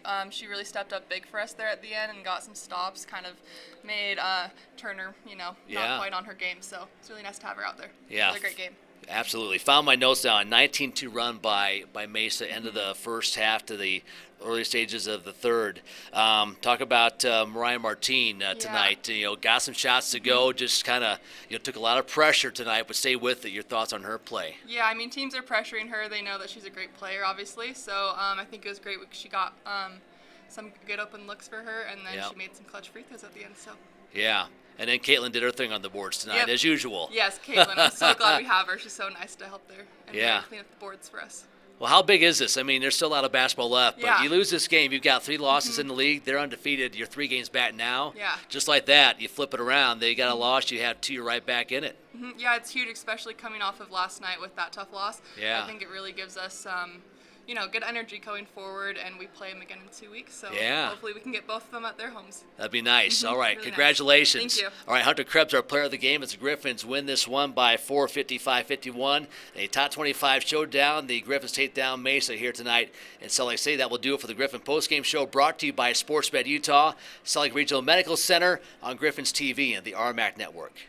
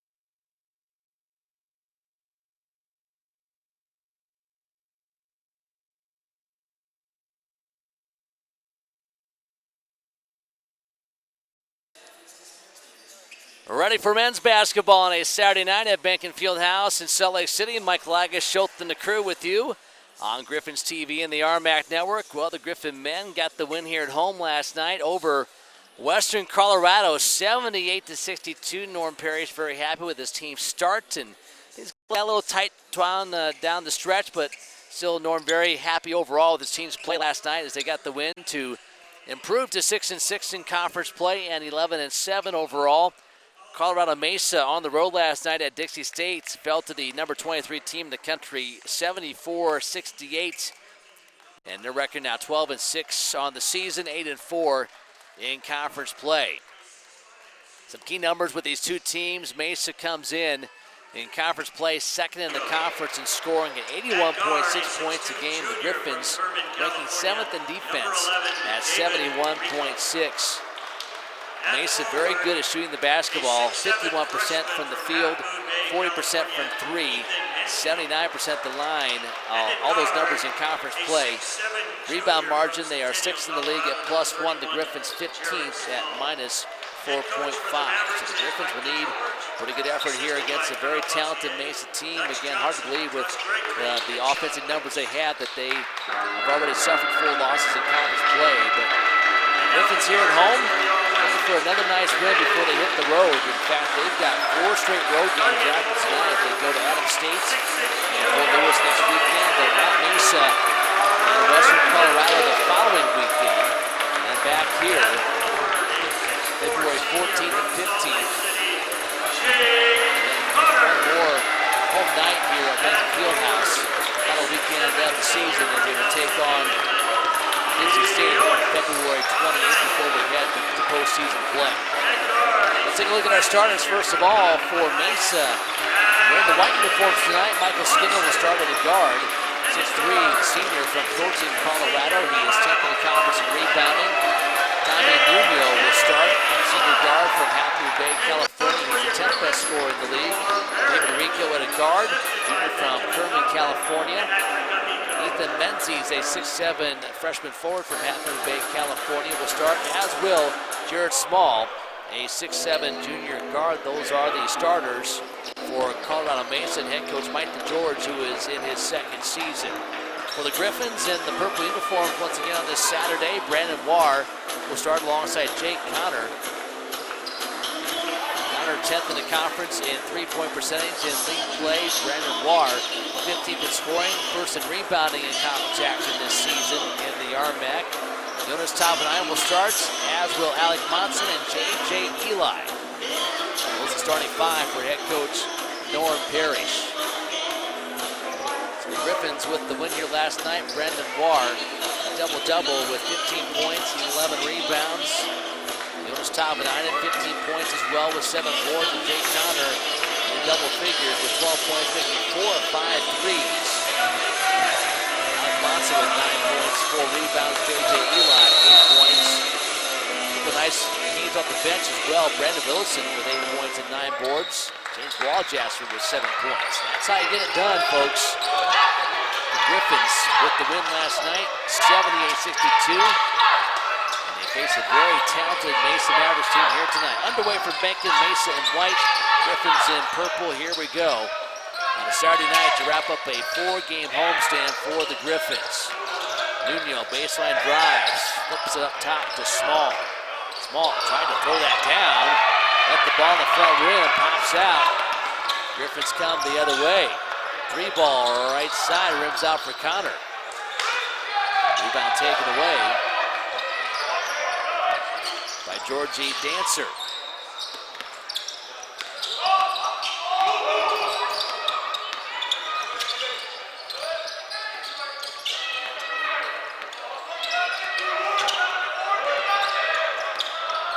Instead of David Rico, it's Dancer getting the start tonight for Mesa. This on the rim and rebound to Brandon Warr. Scoreless start to this one through the first minute and change. J.J. Eli tries to turn a corner. Nice pass instead. Finds Jonas Taubman. Drops a dime to him. Griffins lead early 2-0.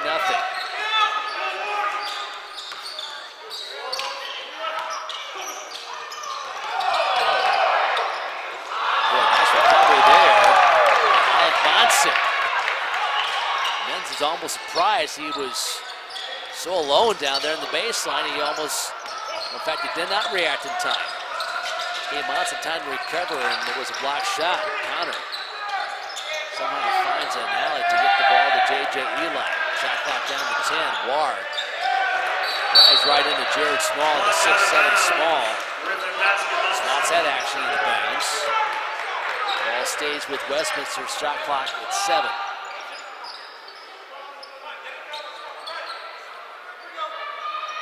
Griffins outshot Western Colorado 46-30% last night. They knocked down 10, 22 threes. Now rebounded Western 44-31. Lots of numbers that indicate a victory on the side of the Griffins last night.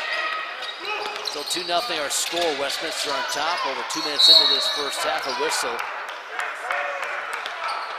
on the baseline official. Holding foul.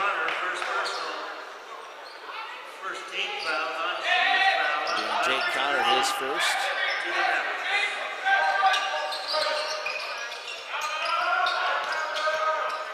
Jared Small up top.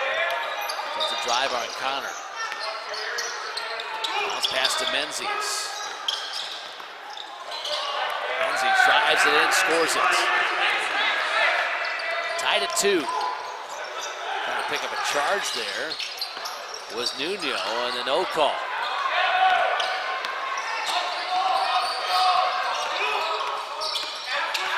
Other way for Mesa. And a turnover. Monson down the floor. And a chance to go to Jake Connor in the corner. Instead kept it. Now turns it over. Lots of contacts. And offensive. Let's see. J.J. Eli hit the deck. And the call will go against Jared Small. Great job by J.J. Eli to get back and get the feet steady. He was close to that restricted area. But the call goes against Mesa.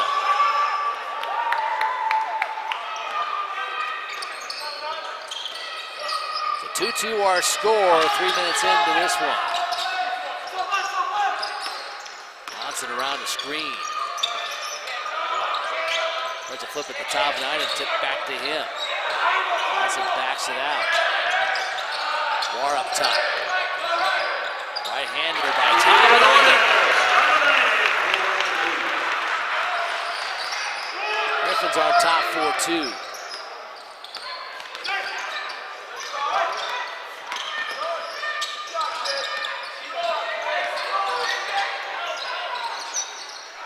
Tight quarters, Michael Skinner scores it. Michael Skinner averaging 11.9 points a game. And as good as this Mavericks team is, they got a bit better a few weeks ago as Ethan Richardson, in just 4 games, averaging 14 points a contest. And Richardson was big last night in the Mavericks game against Dixie State. Came off the bench, scored 21 points in 27 minutes. Richardson transferring from Fresno Community College. And a nice late season addition here for Colorado Mesa. Basket by Richardson right there.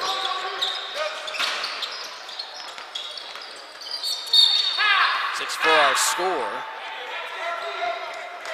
That's on top, kick ball by Peterson, the Mavericks, and we have a timeout, 15:39. First half from Bankin, Mavericks on top of the Griffins, 6-4 on Griffins TV and the RMAC Network. West side of the field house next to the entrance.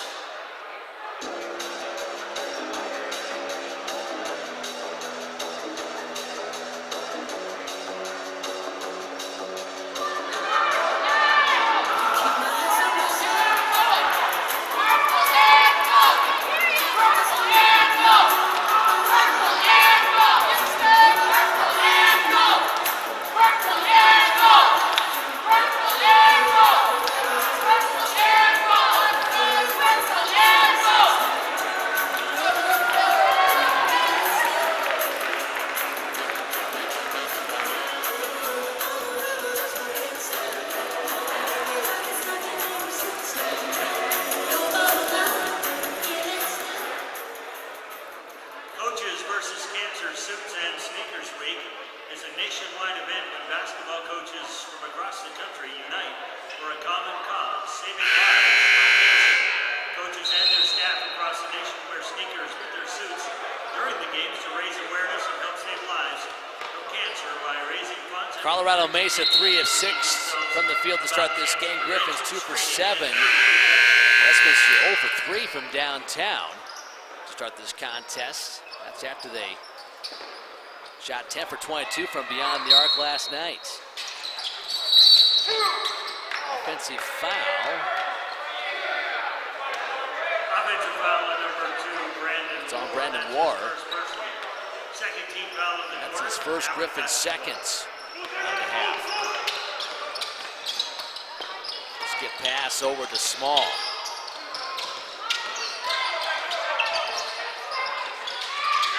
Small up top. Pass on a 3 when he had a lot of space to work with right side. Now gets a catch up high left, takes it and drains it. Jared Small, 49% from three-point range this season. He is second on this Mavericks team in terms of makes. Now 30 for 60 on the season. Three-pointer for J.J. Eli. Looking back to within 2.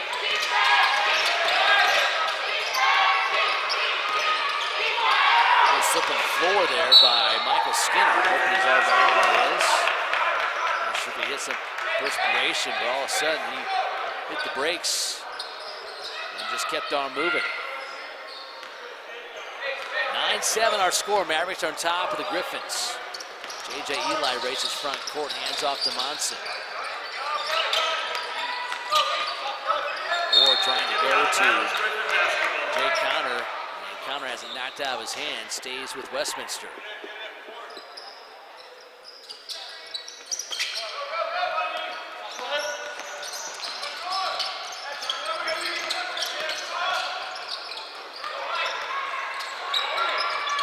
Off the window, won't go. First try by Tom Lennon, but Brandon Moore cleans things up. That's his first bucket, back-to-back scores by the Griffins. Tied at 9 with 14-13 left in the first.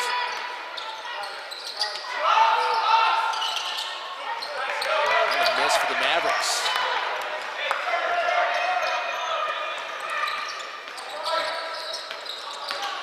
Connor tries to turn the corner. Instead it goes to Eli. He'll drop it down to Tavanainen. Eli, 3-ball on the way. A good look to it. Just a little bit too strong on the back iron miss. Monson, left corner, knocks it down. Put the baby downtown for Alec Monson, senior from Sandy, Utah, Olympus High School.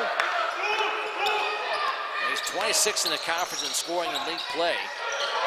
He's averaging 12.6 points per game overall on the season. Has the Griffins in front by 3 at 12-9, but that lead short-lived. Equalizer comes off the hand of Colton Peterson, a 6'2 junior guard from Lakewood, Colorado.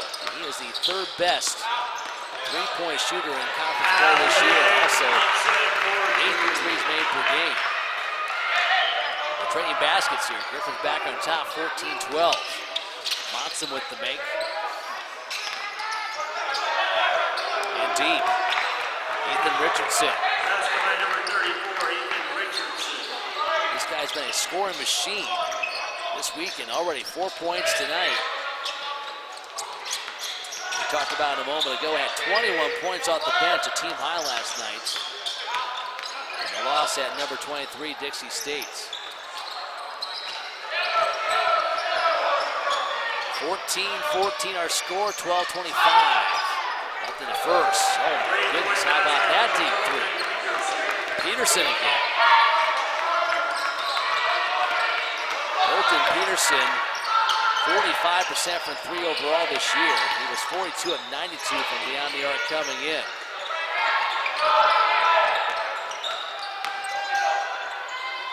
Little 5-0 run until that bucket rolls down. 6 points for Tavanainen. Griffins back to within 1 at 17-16. No look pass and a lob to the rim. Richardson collects and scores it.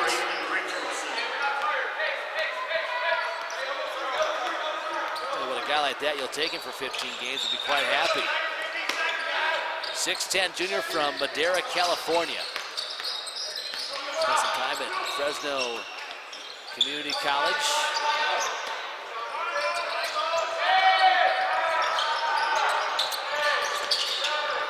On the baseline, J.J. Eli driving in, makes some contact. And a foul on the way in. Fouls on Jared Small, and we'll take a break. 11:22 left in the first. On Bacon Fieldhouse in Salt Lake City. Mesa on top of the Griffins, 16-9. Ranked at 19-16. Griffins TV and the RMAC Network. Coverage provider of Griffin Athletics. Pepsi, live for now.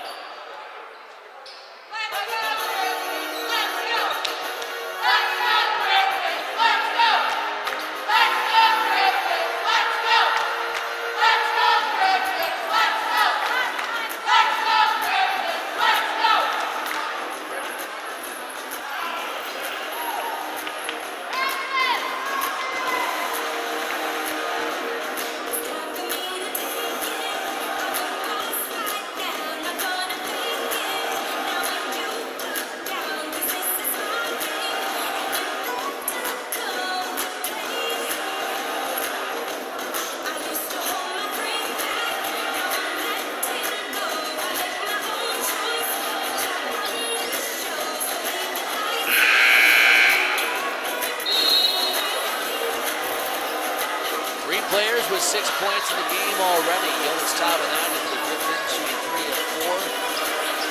6 points, a couple rebounds for him. Johnson, 5 points for the Griffins. And for Mesa, Peterson and Richardson with 6 points apiece.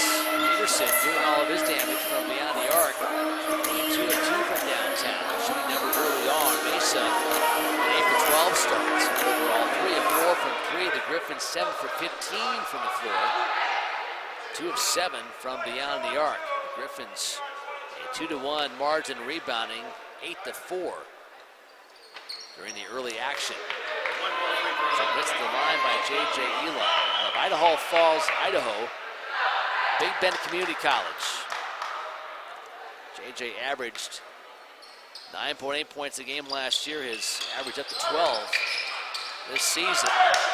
Great goal for Willardson, who had a nice night last night. Brandon, 8 points, 9 rebounds off the bench. You like to see that productivity heading in the right direction for Willardson. Good challenge on that shot. Got the miss from Tommy Nuno.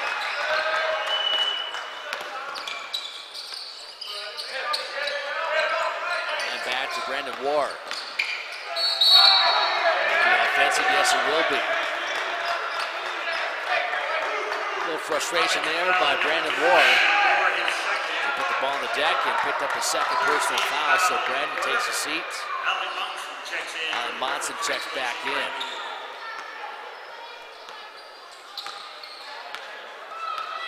Mavericks up by 3 with the basketball, nearing the halfway points this first half. Griffins coming in 11-7 overall, 6-6 in conference play. They're 8-3 at home this season. The Mavericks coming in 12-6 overall, 8-4 in the RMAC. They are just 1-4 on the road this season. Left short the rim and the drive in by Menzies. Griffins get it up ahead to James Waljasper, who just came in.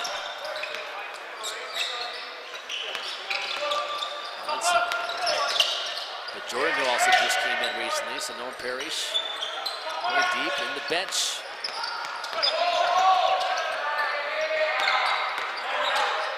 Johnson, finger roll to rack, couldn't finish.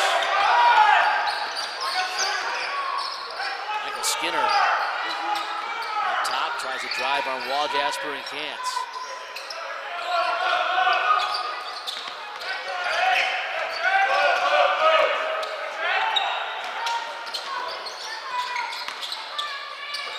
Burt, number 50, just come in recently. 6'8", 260 from Highlands Ranch, Colorado. Transfer from Stetson College. Waljasper cut off by Skinner.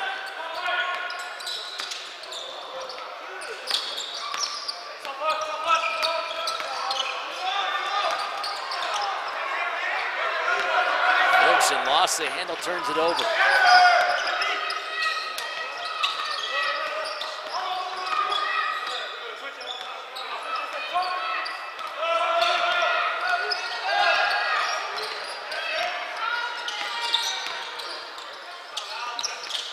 Back out to Nuno.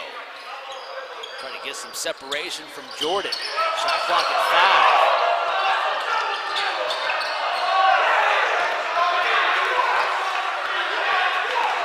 (21-16). First points for Nuno tonight. Now Jasper uses the screen from Willardson.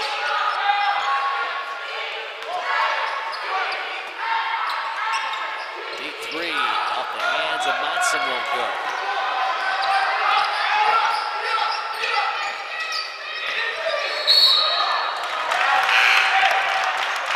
In the deck was Monson. Charging foul. Charge to Clay Burke. Jonas back in for the Griffins.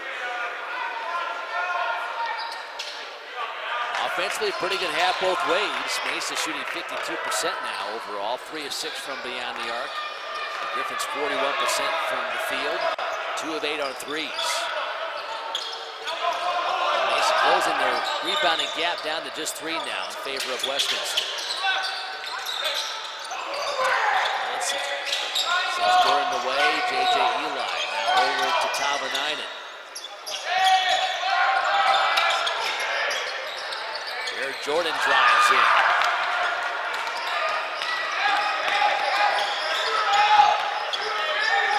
Nuno trying to just stay with it.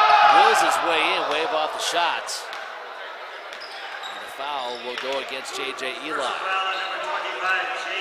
It's his first. 14th foul against the Griffins. We've got a timeout, 7:36 left in the half. Griffins down by 5 on Griffins TV and the RMAC network.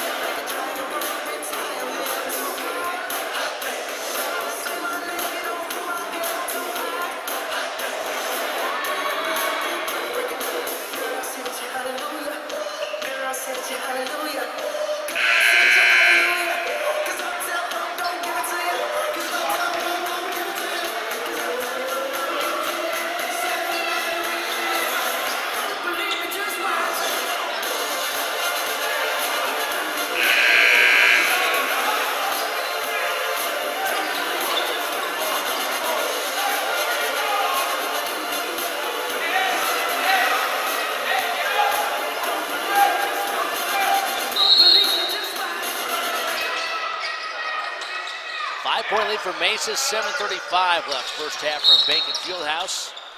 Westminster 6-6 in conference play. Mesa 8-4. Griffins coming off a 78-62 win here over Western Colorado last night. Mavericks losing at Dixie State, 74-68. Very good effort on the road against the number 23 team in the country. Eli up ahead. The counter. And a pass and a 3. Good closeout there by Mesa. Counter baseline. Gets a pass to Monson. Jordan. Left alone for 3. Good ball over there by the Griffins. It all started with that baseline feed. With it back to the left side. Jordan knocks down the open jumper. 21-19 the score. Favor of Mesa.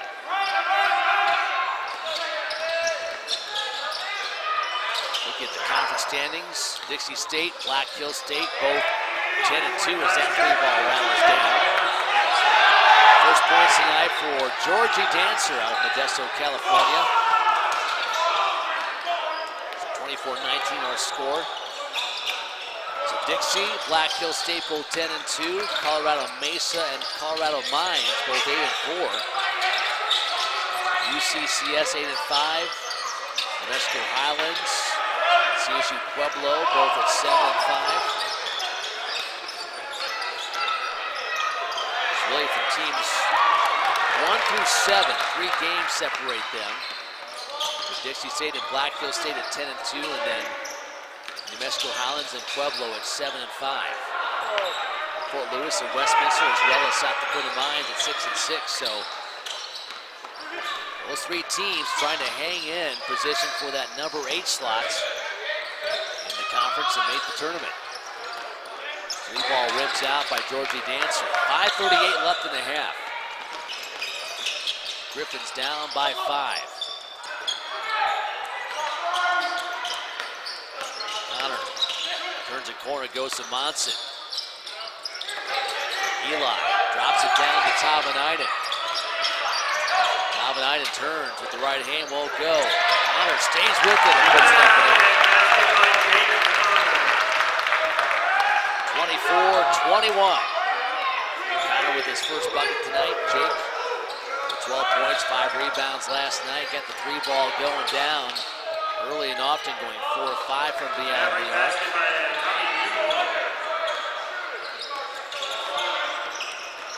Nuno with that basket gives him 4 points.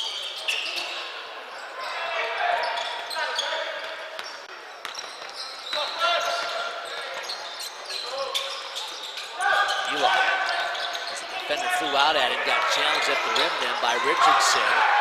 Tavanainen stays with it. Connor, knockdown 3. Yes! Jake Connor, recipient of a great pass in rhythm, knocks down the 3 on the perimeter from the left side. 26-24. The largest lead has been by Mesa at 26-21. Skins out of bounds and stays with the Griffins. Michael Skinner. Sets for both ways. Top scorers in the game. Jonas Tavanainen with 6 points. 5 apiece for Connor and Monson. And for Mesa, Peterson and Richardson both with 6 apiece.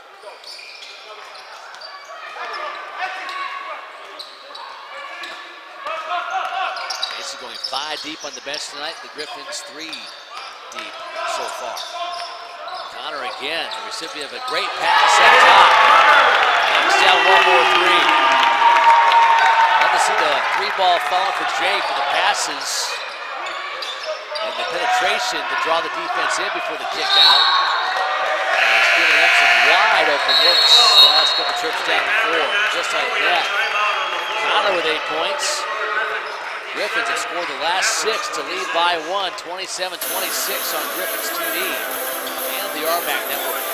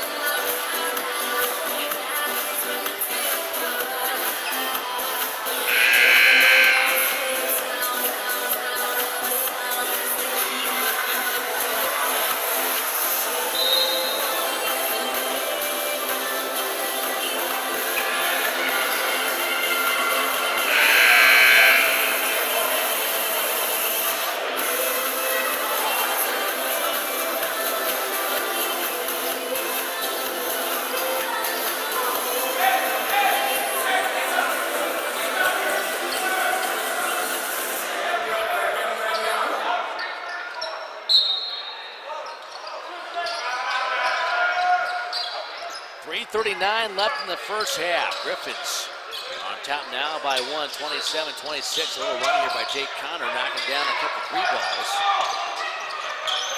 Great passing by the Griffins to help him out. So Jake Connor now, team high 8 points. Talbot with 6. Peterson and Richardson still with 6 apiece. Lead the way for Mesa. Important game here for the Griffins. They've got their next 4 on the road. They'll face the same 2 teams they took on this weekend, Mesa and Western. On the road, February 7th and 8th at Arm State in Fort Lewis next weekend.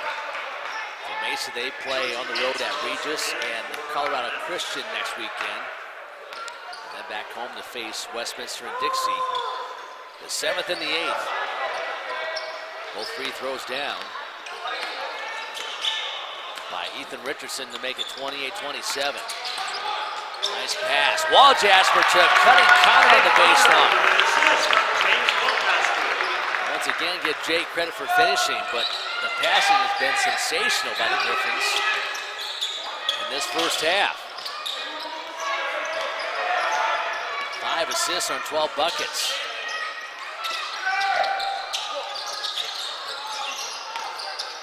Down low. On the rim for Richardson, won't go. A lot of contact and nothing called. Monson puts it to Connor. Monson drops it down to Tavanainen. I like the movement and the precision of this Griffins offense in this first half. Wall Jasper driving in. Again, another nice finish with the passing, leading to some great looks and high percentage shots for the Griffins.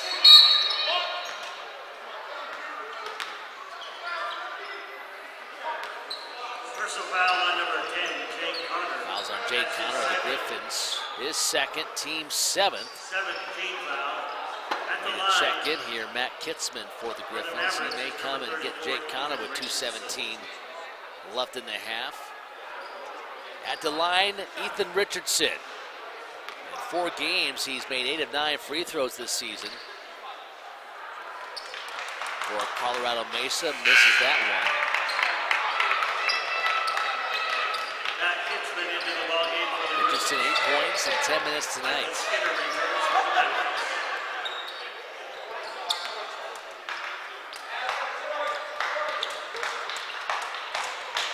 One more for Richardson, that one down.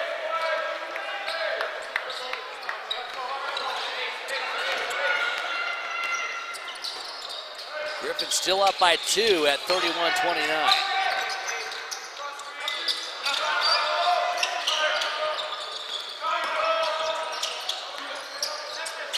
Little runner there with the right hand by Tavanainen, won't go.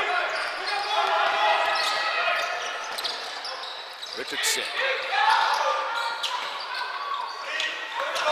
Floating up softly, can't get the finish, but I can tell why this guy started his college career at the Division I level.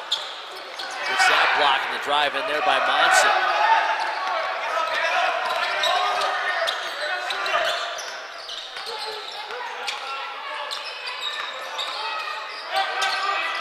Dancing.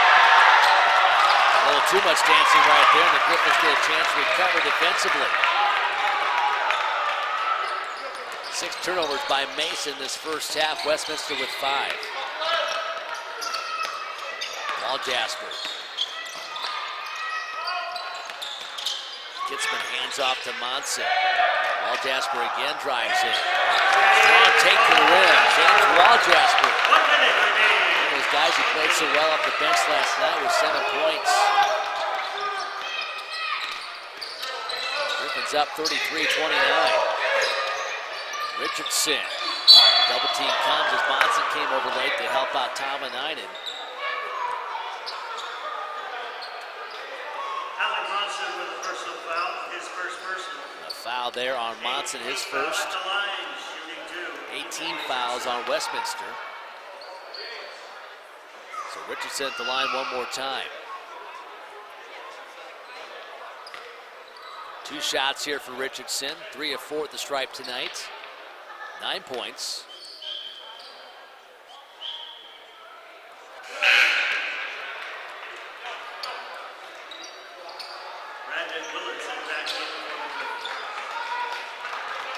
Well, as you are watching our game and other basketball games across the country, it is Coaches versus Cancer weekend. You see the tennis shoes being worn by coaching staffs at all levels.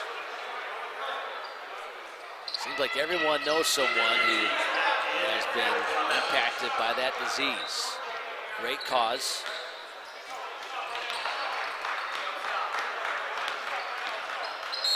A timeout called by Westminster. 43.2 seconds left in the first half. The official sports medicine provider of Westminster College, providing by services 2, to 33-31. youth sport and community organizations. Right here, just a 30-second timeout. Proud supporter of Westminster Athletics.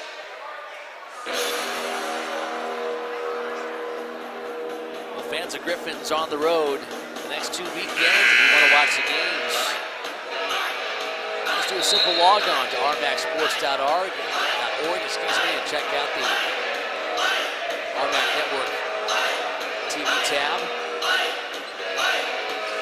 Great way to watch all the games across the conference. Hard to believe we are closing in on the month of February.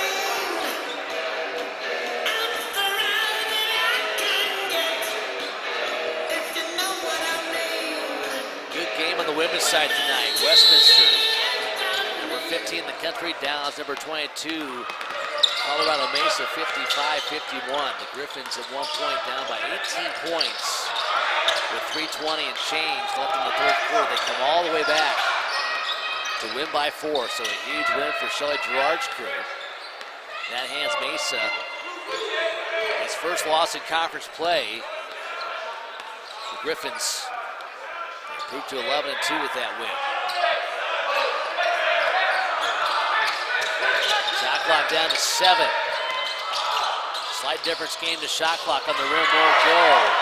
Willardson down on the floor himself with 2 seconds. Elevates for a 3. Not a good look at the rim. Love the aggressiveness of Willardson.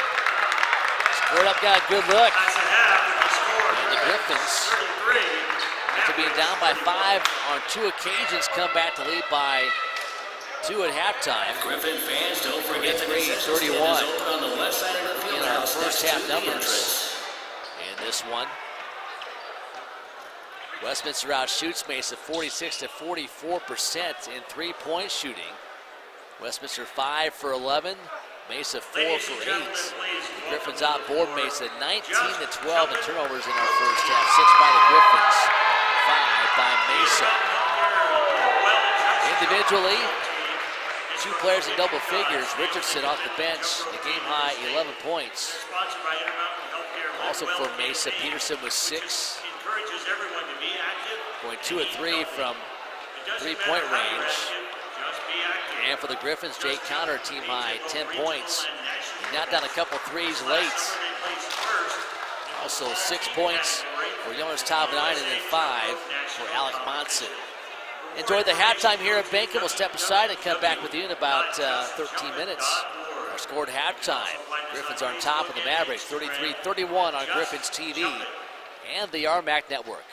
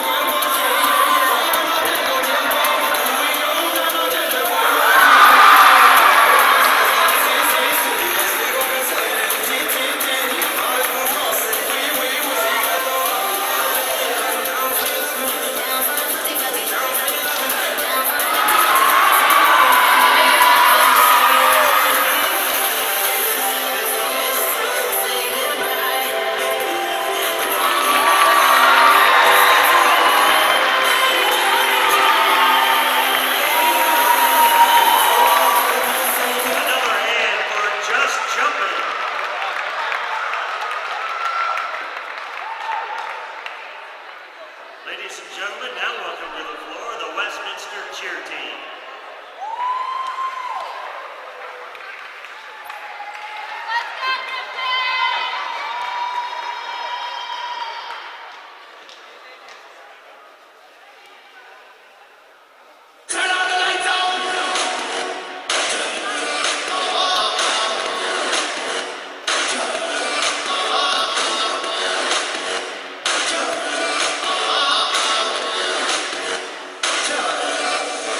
Kick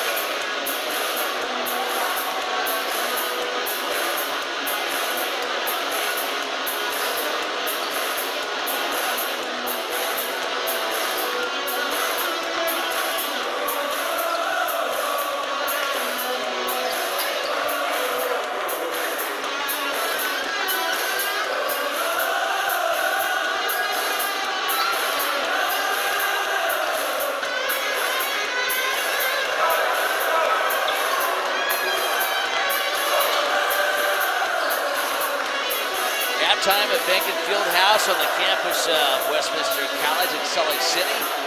20 minutes down, 20 minutes to go, and the Griffins lead the break 33-31. Mike Lagerschulten, our crew with you, working for a Saturday. Big weekend of basketball here in Salt Lake City. Western Colorado in last night. Colorado Mesa tonight. And the Griffin women, top 25 showdown, I should say, took care of Mesa 55-51. That's after they were down by 18 points in the third quarter. And they were here on the men's side as well. Westminster leading by 4 points right before the half. As Mesa had a late field goal. Largely in the game, 5 points by Mesa on 2 occasions. So tight first half, looking for more of that here in half number 2 as a couple teams trying to hang in that bottom half of the top 8 of the RMAC. The Griffins come in 6-6, Mesa 8-4. Again, top 8 make the postseason in this conference, and these two teams trying to hang that mix in the 4 through 8 positions. Big cut to the basket by Jake Connor. The Griffins' passing has been outstanding tonight. Westminster 6 assists on 14 baskets. However, they give up a transition 3 to Skinner. He has 5 points, 35-34. Hand off to Brandon Ward. Shot clock at 18. That pass surprises Connor just a bit. Down the floor, a layup for Skinner. So Skinner now, just like that, with 7 points.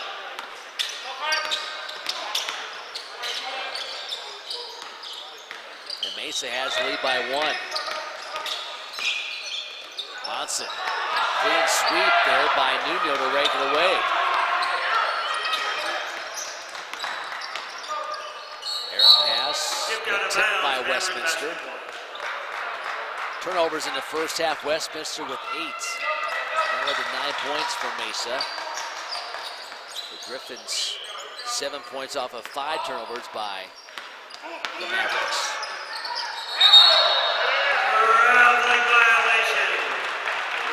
Violation. We'll give it to the Griffins. Griffins wearing their purple road jerseys at home for the second straight Saturday night. Mavericks in white.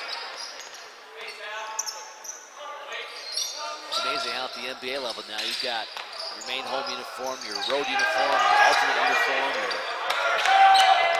special tribute City Edition uniform, and it just seems like it goes on and on. This week you watch a game and say, oh, the team in the light colors is the home team, the team in darks is the road team, but that's not the case anymore, and so why not see more of that at the college level?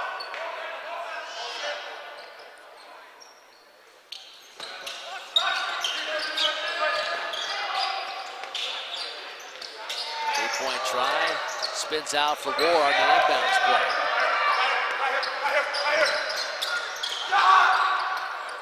Corner 3 won't go for Jared Small. Looking at this roster for Mesa, they've got their fair share of players from Colorado, but you've got Half Moon Bay, California, Kerman, California, Sacramento, Modesto, California, Coal Creek, Arizona. And you've got Cedar Rapids, Iowa for Michael McMurray. Damascus, Oregon. College Ranch, Colorado. Not as far flung as some we've seen. The Mesa women's roster we saw in our first game tonight, a little bit more diversified. More players from Florida, France, Sweden, a couple from Utah, Michigan, Australia. Not sure if I mentioned Arizona or not, but it's just interesting to look at these rosters as these teams come in through the RMAC and see where they find their players. And you're seeing a lot more kids, even at the women's level now, from foreign countries. 38 38-35 our score. Mavericks by 3. Brandon Moore had a double team behind him. Tried to find a place to go with the basketball instead. Just put it up and scored it. Brandon Moore now with 4 points. Let's see if he can get going in the second half.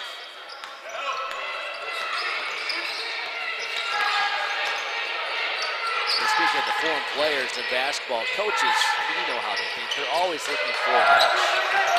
Trying to find that hidden gem from someplace that no one else has heard about.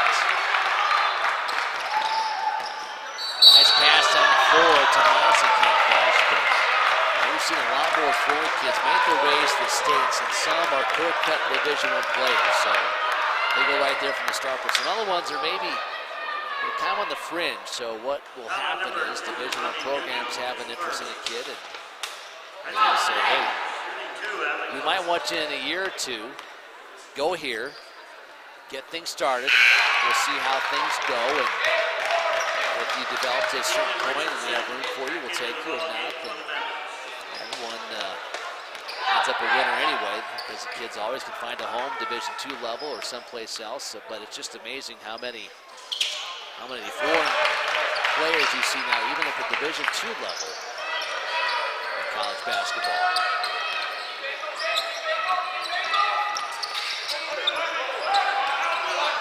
(39-38). Tight game here as it has been all night for Beckett Fieldhouse. The largest lead was a 5-point cushion by Mesa at about the 4:30 mark of the first half. The Griffins led by 4 early in the second half.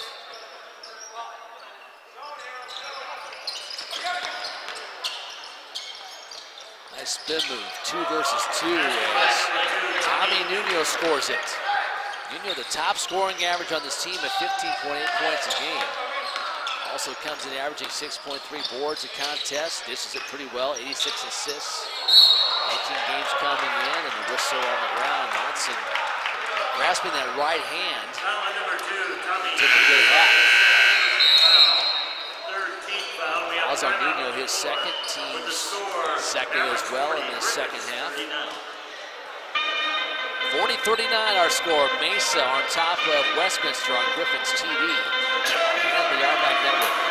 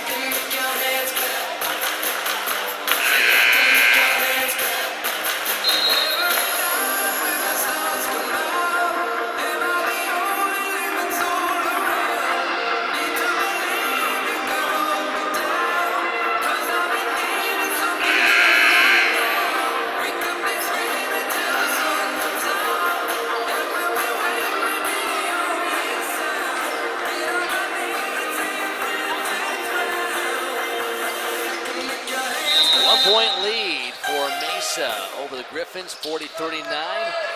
Just over 4 minutes into our second half. Great to have you with us on this Saturday. Final game of a 4-game homestand for the Griffin men. They split last weekend. As they lost to Regis on Friday by 4, took care of Christian in the blowout game. Saturday, 94-73. The Griffins took care of business. Jake Connor now has 15 points. He really came to life late in that first half, but Connor, a good night last night as well with 12 points as the Griffins down to Western Colorado 78-62. Warren Perry's a little bit more concerned about what he thought Mesa might bring tonight. He knew their offensive numbers were very good. But so far his team doing a pretty good job defensively, and their offense has been the best I've seen. I was not here last night, but I heard the numbers pretty good last night as well for the Griffins in that one offensively. It's kind of a nice stretch of play here for the Griffins. Kalvanainen with the jumper. 44. 40. The Griffins force another turnover. A chance maybe to stretch us out to a 6 or 7 point lead.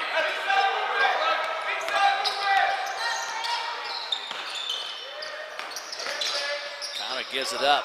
Brandon Ward jumper gets fouled. A chance for a 4-point play. Don't see that too often.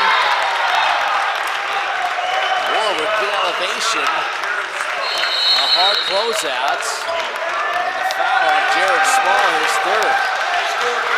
I was hoping just for 3 points on that sequence. Instead, it could be a 4-point play with the free throw coming. Timeout called by Mesa, 14-15 left. The Griffins lead by 7, looking for more on Griffins TV and the RBAC Network.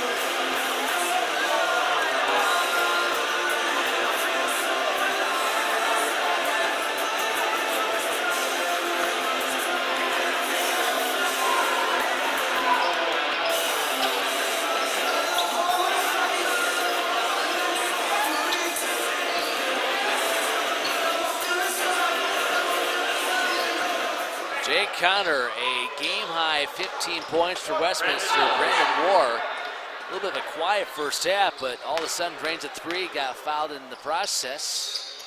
Gets the free throw, it's a 4-point play for him. Just like that, the Griffins had the largest lead either way tonight, up by 8. 48-40, nearing the 14-minute mark of the second half. Whistle from the baseline official. Fouls on Jonas Tavanainen. That's his second. First one on Westminster this half. So Tavanainen will take the seat.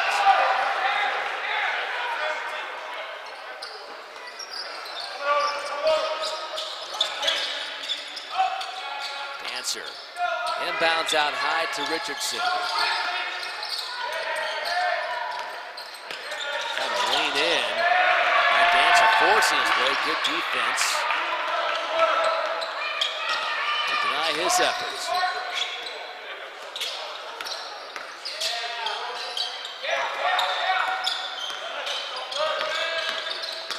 In the lane, Monson to J.J. Eli. He'll drive baseline. Tried the reverse effort. And runs into the long arms of Ethan Richardson.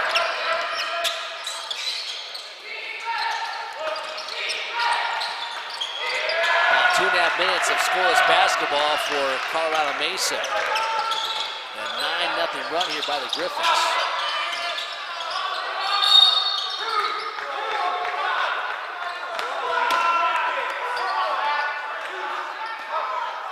Offensive fouls, it turns out, on Brandon Ward, and that's his third.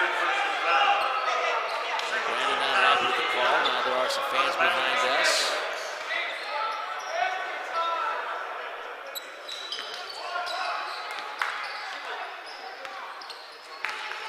But the lead's still 8 for the Griffins.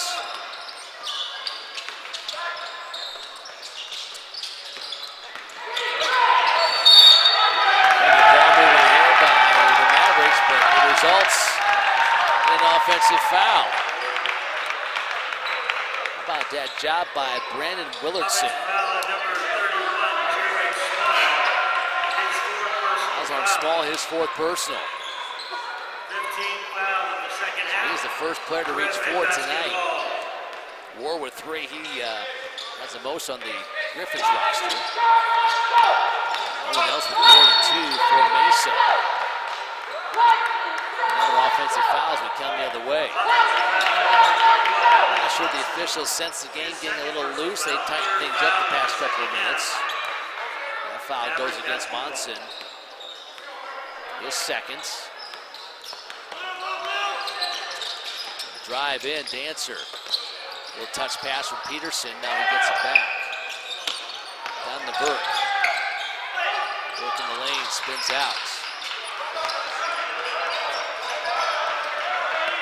Shot clock down to 10. Burke with a screen to free the driver and a kick to the corner. David Rinko. Out of Kerman, California, Fresno Community College. That stops a long drought for Mesa. It stops a 9-0 run by the Griffins. Westminster coming right back. Jay Connor, a huge night with 18 points.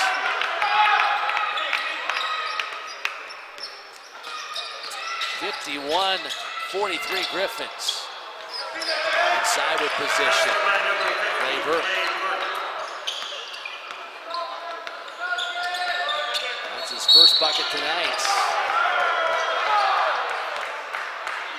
Offensive foul on number 22, Brandon. Offensive foul on Brandon Wilson, his first. Timeout on the floor. 11:48 left in this one from Beckett Fieldhouse. The Griffins on top of Mesa, 51-45 on Griffins TV and the Yarback Network.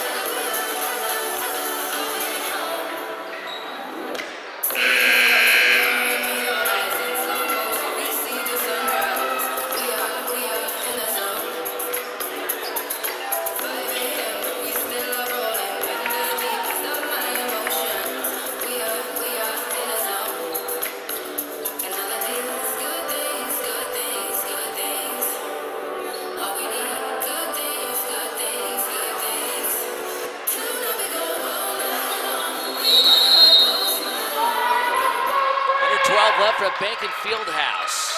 Good battle here between a couple teams. Westminster 6-6 in conference play. Mesa comes in 8-4 on the timeout. A jumper missed by Michael Skinner. Griffins have had the largest lead tonight at 51-43. Just a few moments ago. That was after a 9-0 run to bring it back from down by 1 to up by 8. Connor. Deep three, he's been feeling it lately. And no one out of bounds. It'll be out of bounds to Mesa. Jay Connor, a game high 18 points, going 4 of 8 from 3 as that three ball goes down for the team in white. Colton Peterson. That one.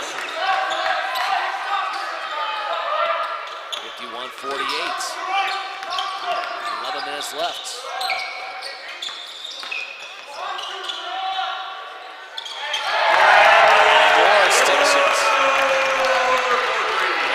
With three-point range, 40% from beyond the arc this year coming in. Moore with 15 points, 11 rebounds, making 2 of 6 threes last night. Threes falling for both sides tonight. Mesa 7 for 14, including 3 of 6 in the second half. The Griffins going 9 for 19 from beyond the arc tonight, 4 of 7 in half number 2.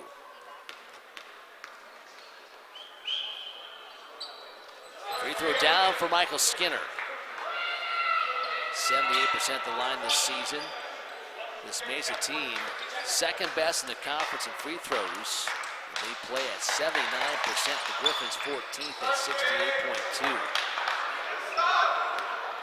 Unfortunate for the Griffins, had they been a little more efficient at the line, they probably have at least one, maybe two more wins.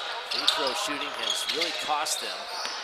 They play. They look back at their games really just since Christmas. They took down the Colorado Lions by 2.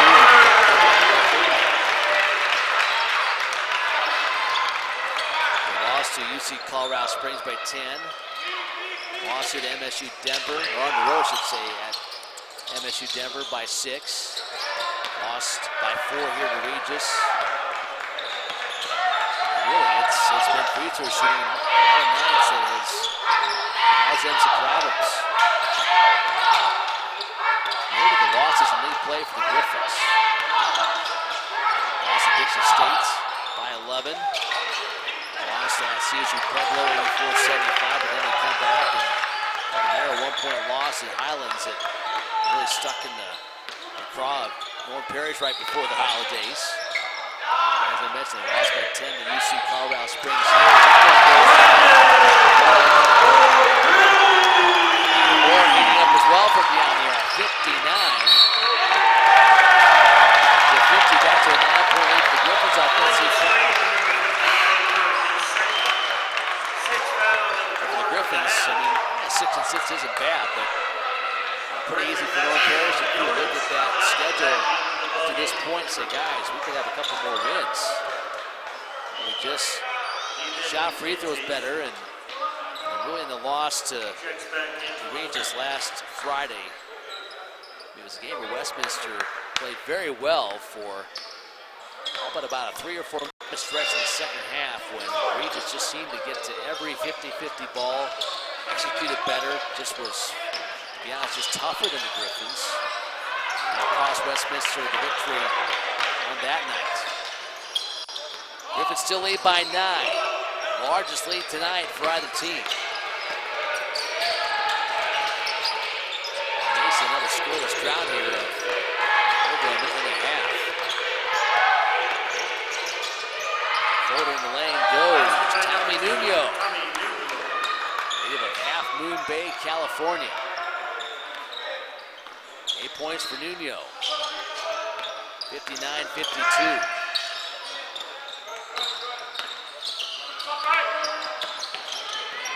Counter up top to Wall Jasper. Shot clock now down to 10. Wall Jasper drives in, looks left, can't score. I will say for the Griffins moving forward, you'd like to see the improvements and evolution of guys like a Brandon Wilson, like a James Wall Jasper. And J.J. Eli is a senior playing much better basketball than he did a year ago. And for North Parish, certainly some things to be excited about with this group as he heads down the home stretch in the month of February. A lot of road games they have for this team, in fact, 6 of the next 9. Away from Bank and Fieldhouse.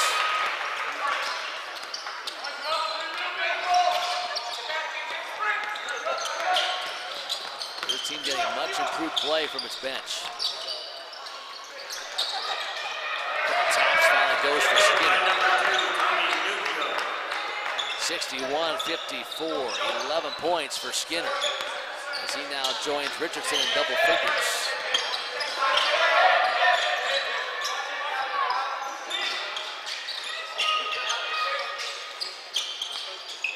Brandon Ward, three-pointer, I tell you what, he is flat out feeling it in the second half. Seemed like once that first one came down, he is just flat-footed, drilling everything now. My goodness, Willardson made that Brandon Ward, he's going to get 17 points. Counter with 20, those two have done the line lion's share of the damage tonight. Timeout on the floor. Griffins lead by 10, their largest lead tonight with 7:20 left. This could be a huge win for the Griffins. We'll see if they can finish it off when we come back on Griffins TV and the RBAC Network.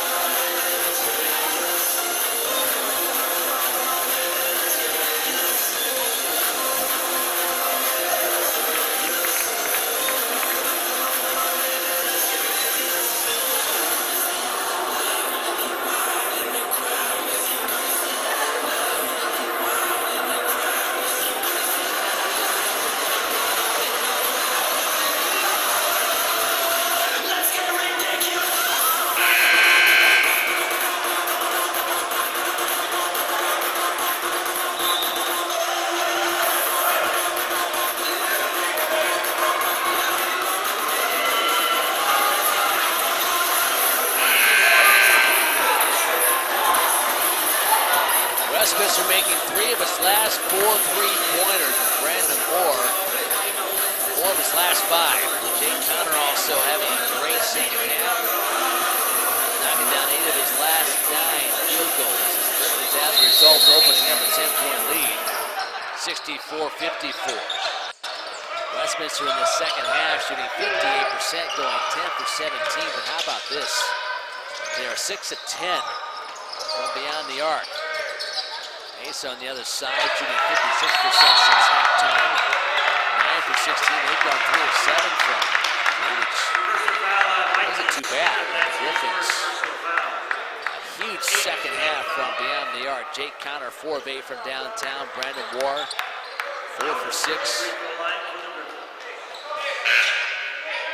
Notice Todd Bynum with 8 points. Alec Monson with 7, and team high 5 rebounds. Wall Jasper had a strong night off the bench. 6 points. He had 7 last night. Jonas Tavanainen at the line. Tavanainen, 8 points tonight.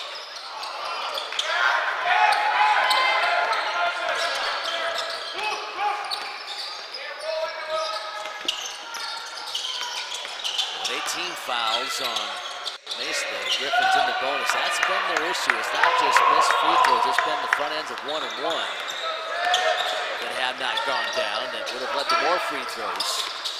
We talked just a few moments ago about the issues at the line for the Griffins in conference play. Brandon Ward. A.J. Eli. Shot clock at 7. Eli. Nice lead for Tavanainen. That was a beautiful drive there by JJ. Put the ball on the deck. A little pirouette to find his teammates.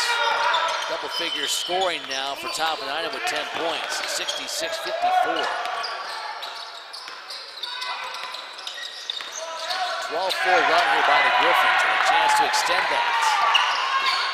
Ward, that'll be blocking foul. That might be offensive for a second. They were close to the restricted area. But I thought maybe the defensive player for Mesa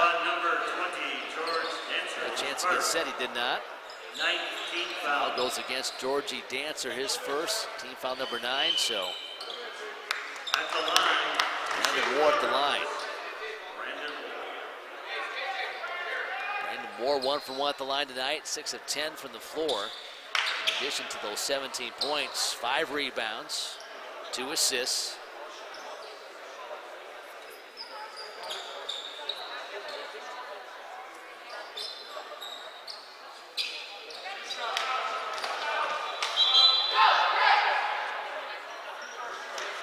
Now Mike George, the head coach of the Mavericks, calls for a timeout.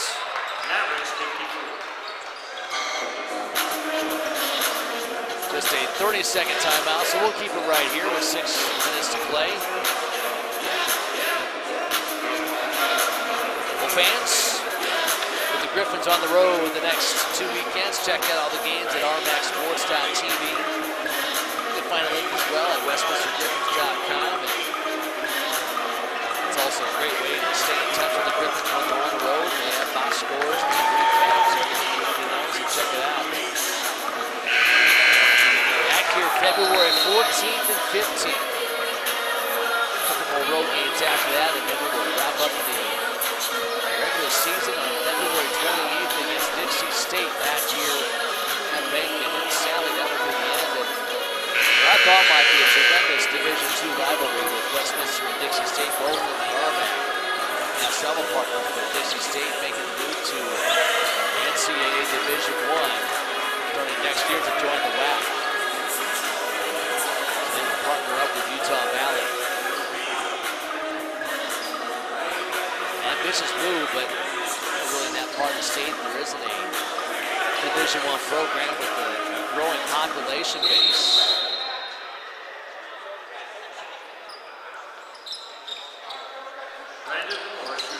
Back to the Mesa timeout there, left with 1 full. 3 for the Griffins with 6:01 to play. Free throw good by Brandon Ward. One more coming for the junior from Highland High School. Same high school as Jake Connor.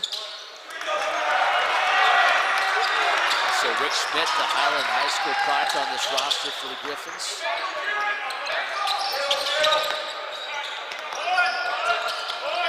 (68-54) Griffins by 14.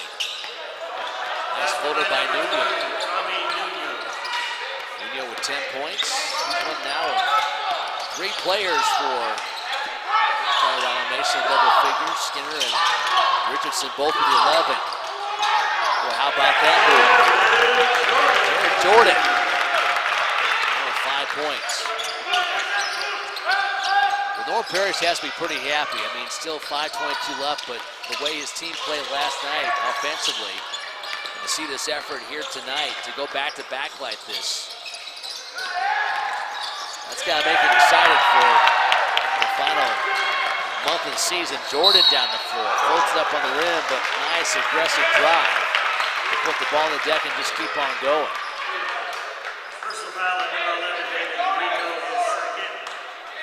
Fouls on David Rico, his second. Double bonus time now for the Griffins with 5:05 left. Westminster at the line tonight, 5 of 8. They are 5 of 6 in this second half. So 2 free throws here for Jared Jordan, sophomore from Las Vegas, out of Bishop Gorman High School. One of the great programs in the Vegas metro area. Started out his college career at Salt Lake Community College. Second one for Jordan, good as well.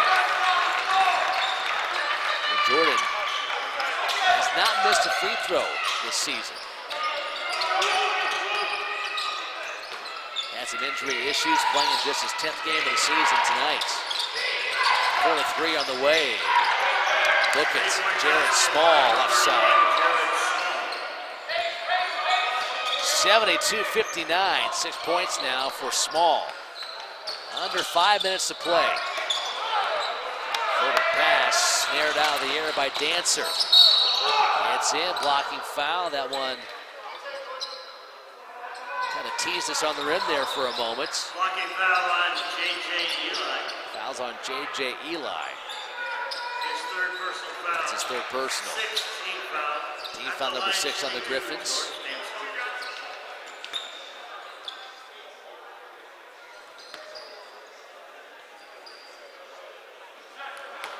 Well, here's who the Griffins have ahead. They go to Adams State next Friday.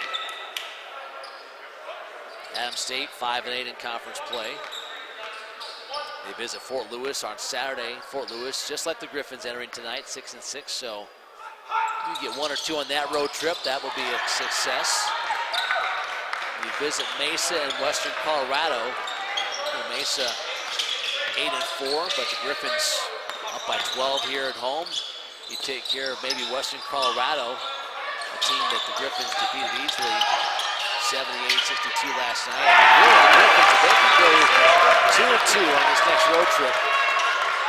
As Tom Ryan scores to even 12 points, 74-60. All of a sudden, I think the Griffins end tonight 7-6. They go 2-2, on that 4-game road swing. So 9-8. Come home for a couple home games. We got Dixie at home as well. That's going to be tough, but the Griffins made it tight down in St. George. The point is, it's certainly very doable for the Griffins to make the postseason, and that going into the year was the goal for North Parrish. This team playing really good basketball here this weekend. They lead Mesa by 14, 76-60 on Griffins TV and the RMAC Network.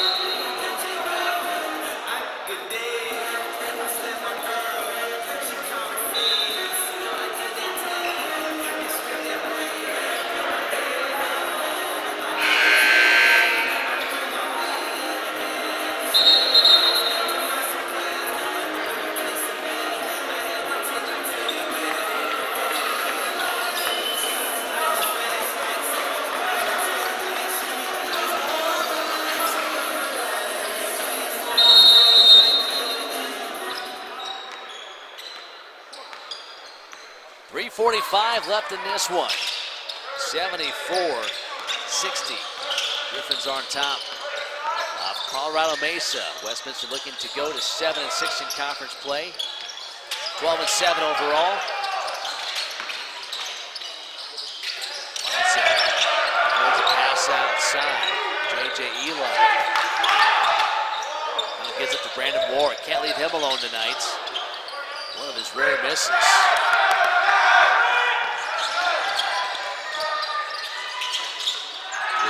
Go for Small. Tom on the rebound. This game turned, folks, when Jake Conner and Brandon Moore got things going in the second half. Oh, I thought Tom Ryan might try to pull that one down. Instead, tried to reverse it up. Got nothing out of that sequence. Fortunate for the Griffins, the three did not go down for Mesa. J.J. Eli away at the basketball, but back to Conner and Moore. Conner 4 of 8 on threes. Moore 4 of 7. Conner with 20 points, Moore with 19, Tavanani with 12, Johnson with 7 and 7. Poked away from Monson. Three-pointer won't go by Nuno. Colorado Mesa just jacking up threes at this point, down by 14. Shooting in this second half, the Griffins at 51% for the game. 60% since halftime. They've also knocked down 6 of 11 threes since the break. 11 for 23 overall tonight. Mesa, 11 for 22 from the floor since halftime. 4 of 10 threes. I mean, Mesa's numbers aren't bad. Most nights, those are winning numbers. As Monson now goes to 9 points, 77-60. Knocking down a three. I see his family sitting across the way in about row 2 from us.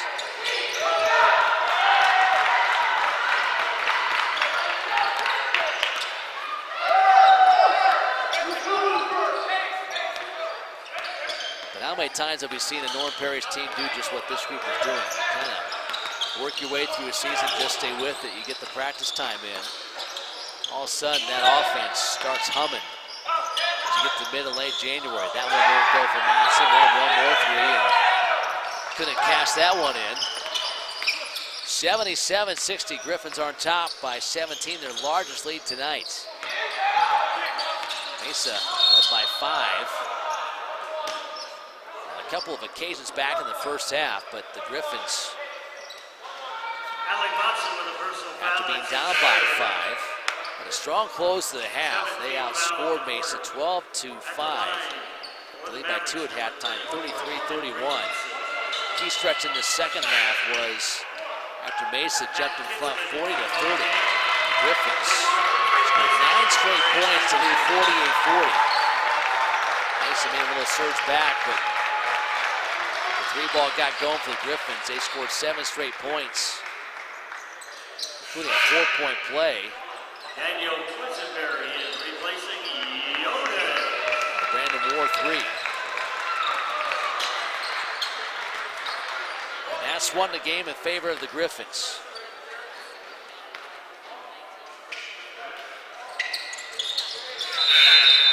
Ethan Richardson knocks it down. He'll come towards the bench. Richardson 11 points tonight.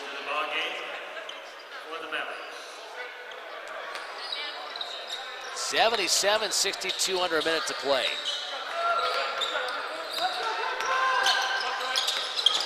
This will have to be one of the more satisfying wins for North Parish this season.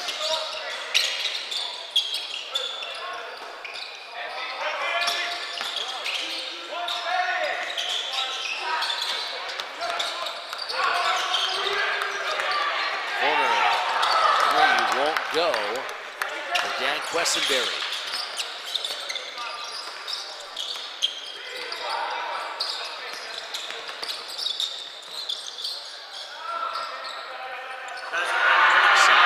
Would not go down. North Prairie says no shot. 77-64. Griffins will improve to 12-7 overall, 7-6 in conference play. Mesa falls to 12-7, 8-5 in the circuits. Big weekend at home for the Griffins. They take down Western Colorado last night, 78-62. They get the win here tonight. Very good Colorado Mesa team that came in, ranked second in the conference in scoring in league games, first in field goal percentage and first in 3 percentage. And the Griffins win this one 77-64. The Griffins shoot 50% tonight after going 57% in the second half. They knocked down 12 of 26 threes. Mesa shoots 46%. They knocked down 8 of 19 from beyond the arc. Westminster a 33-24 advantage on the boards. Westminster also 17 assists on 29 baskets. Individually, Griffins with 4 players in double figures. Jake Connor, a game-high 19 points. He made 4 of 8 threes as Jake goes across the way to give hugs and high fives to his family and friends. Sitting across from us, that's great to see. So Connor, 20 points tonight. Brandon Moore, 19 points. He went 4 of 7 from beyond the arc with 6 rebounds, 3 assists. 12 points for Jonas Tavanainen with 4 boards and 3 dimes. Alec Monson in double figures with 10 points and game-high 7 rebounds. J.J. Eli, 7 boards, 5 assists as well. And for Colorado Mesa, 3 players in double figures. Ethan Richardson with 13 points. 11 points for Skinner, 10 for Nuno. As Griffins win this one, 77-64. So Westminster on the road for men's and women's play next weekend. They're at Adams State on Friday, at Fort Lewis on Saturday. On the road the following weekend as well at Mesa and Western Colorado, then back here February 14th and 15th. And in case you missed our first game tonight, the Griffins women, a big win in the top 25 matchup here as number 15 Westminster down, number 22 Colorado Mesa after being down by 18 in the third quarter, 55-51. That will do it for our game coverage here tonight from Beacon. Thanks to the crew. Thanks to our staff here. Great job as always, folks. We will sign off. Post-game coverage coming up on Griffins TV a bit later. Our final score tonight at men's play from Beacon, Westminster 77, Colorado Mesa 64. Thanks for joining us. Until next time, so long, everybody.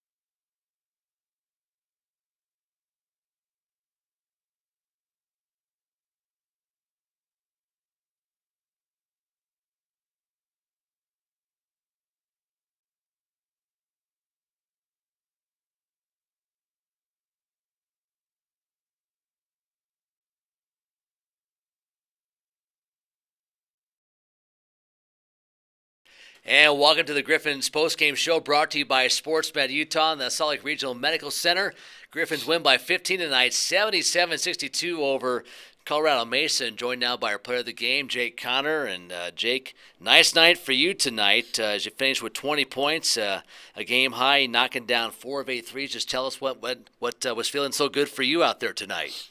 Yeah, I missed my first 3 threes, and I had all my teammates telling me just keep shooting it, and as a team, my guys kept finding me, and we kept taking good shots, and it just kind of got back around to me in the end. Yeah. I thought you and Brendan, when he got going from downtown that second half, really swung this game, and your favorite had a 9-0 run early second half, 12 or made that a 14-4 run later. It just seemed like you guys. First half, even moving the ball pretty well. A lot of assists. In fact, 17 assists on 29 buckets, and you just kind of stayed with it. It seemed like in that second half, the shots started to fall for you a little bit more. Yeah. I can't credit Brandon enough. He's a warrior. He got yelled at by Parrish. He was a little worried about fouls. Wasn't playing quite as hard as he usually does. Yeah. And he flipped that switch, and he kind of got us going. And like you said, it was moving the ball as a team, and it was sharing that. So. I talked to Norm before the game. He was pretty concerned about how good this team is from Mesa. Yeah. Would you say this is your best conference win of the season up to this point? I believe so. Yeah, them and School of Mines. Yeah. 2 teams that have been up top for years. And, right. Mesa plays the right way, and they coached well, and it was a great win. Yeah. Well, we talked about your offense, the way you guys shared the ball defensively. What stands out to you about your team tonight? Yeah. Again, B. War. I'm going to credit him again. Late second half. Their guy, number 2. Really locked him up. Everything runs through him. Yeah. But just as a team, they back up well. We guarded that. They shoot it well. We guarded that in the second half. Yeah. Just team effort. Watch your team play this weekend. It seems like you guys are starting to hit your stride. I mean, it seems like the practice and the coaching and everything you've done is starting to come together. Do you kind of feel like that's the case? Man, I hope so. Yeah. No, I do. We've had good practices. We credit that. We credit everybody on the team. The bench is good. This week, we practiced hard, we practiced well, and it got us 2 good wins, and hopefully this can, get us on a little streak. Yeah, well, top 8, makes the postseason. You guys are in position right now. You've got 4 big road games coming up, and you had 3 of the final 5 at home. But the way you guys are playing, I mean, it seems like you guys have a chance to make postseason just to watch you right now. Yeah, and that's always a goal of ours. Yeah. But we're trying to take it one game at a time. It's hard not to think ahead. Yeah. But all we got to do is go out and play this coming Friday. I don't even know who we play. So yeah. We'll figure that out. You're on the road, so we know that. Yeah. 4 straight road games. Well, hey, great weekend. Nice night last night as well, and the convincing win over Western. You win again tonight by 15. Jake, congratulations. Thank you. Appreciate it. All right, Jake Connor, our player of the game. A game high 20 points for the Griffins, knocking down 4 of 8 threes. That's Westminster Downs. Mesa 77-62. This has been the Griffins postgame show brought to you by SportsMed Utah, Salt Lake Regional Medical on Griffins TV, and the RMAC Network.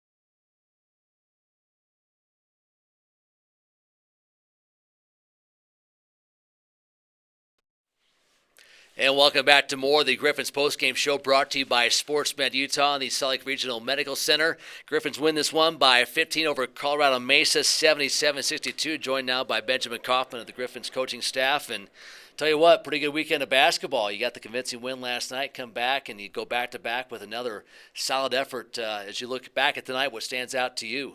I think total team effort. Coach said it best in the locker room right before the game. It was going to take winning plays, and it wasn't going to be just hitting shots. Yeah. Who was going to block out at the end, who was going to get the loose balls, who was going to make the extra pass. And I thought we did that. And even our leading scorers, all the way down, they scored 20, 19, War and Jay Connor. Yeah. But they're making winning plays, the right pass, the late block out. So that was huge for us. Yeah, I thought even in the first half, before the shots and the threes in particular started to fall, I thought your ball movement was really good. And like you said, you had Jonas Tav 9 and 3 assists, Brandon Moore with 3, Jake Connor had 4, J.G. Eli had 5, and 17 assists on 29 buckets. That's a pretty good ratio. Absolutely. When you share the ball, it's a lot more fun to play. And we've Yeah. been preaching it, and our pace was really good on offense. So that's the result.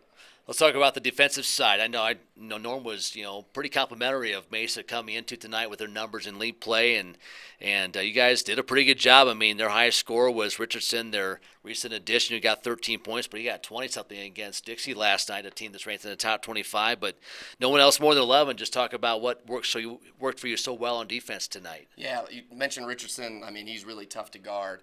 And we had different guys on him, and we tried to shrink the floor to make it so there wasn't a lot of space for him. He got going in the first half, but not so much in the second half. I just thought our communication was really, top-notch for the season. Communication, and then all 5 guys moving on the air time of the ball. They're not just standing and watching, and that was huge because this is a team that spreads you. Mesa, a lot of credit. They're really good on offense, and they spread you out. And if you get ball watching or you just don't jump to the ball every time it gets moved, you're going to give up a layup. And we guarded really well that way.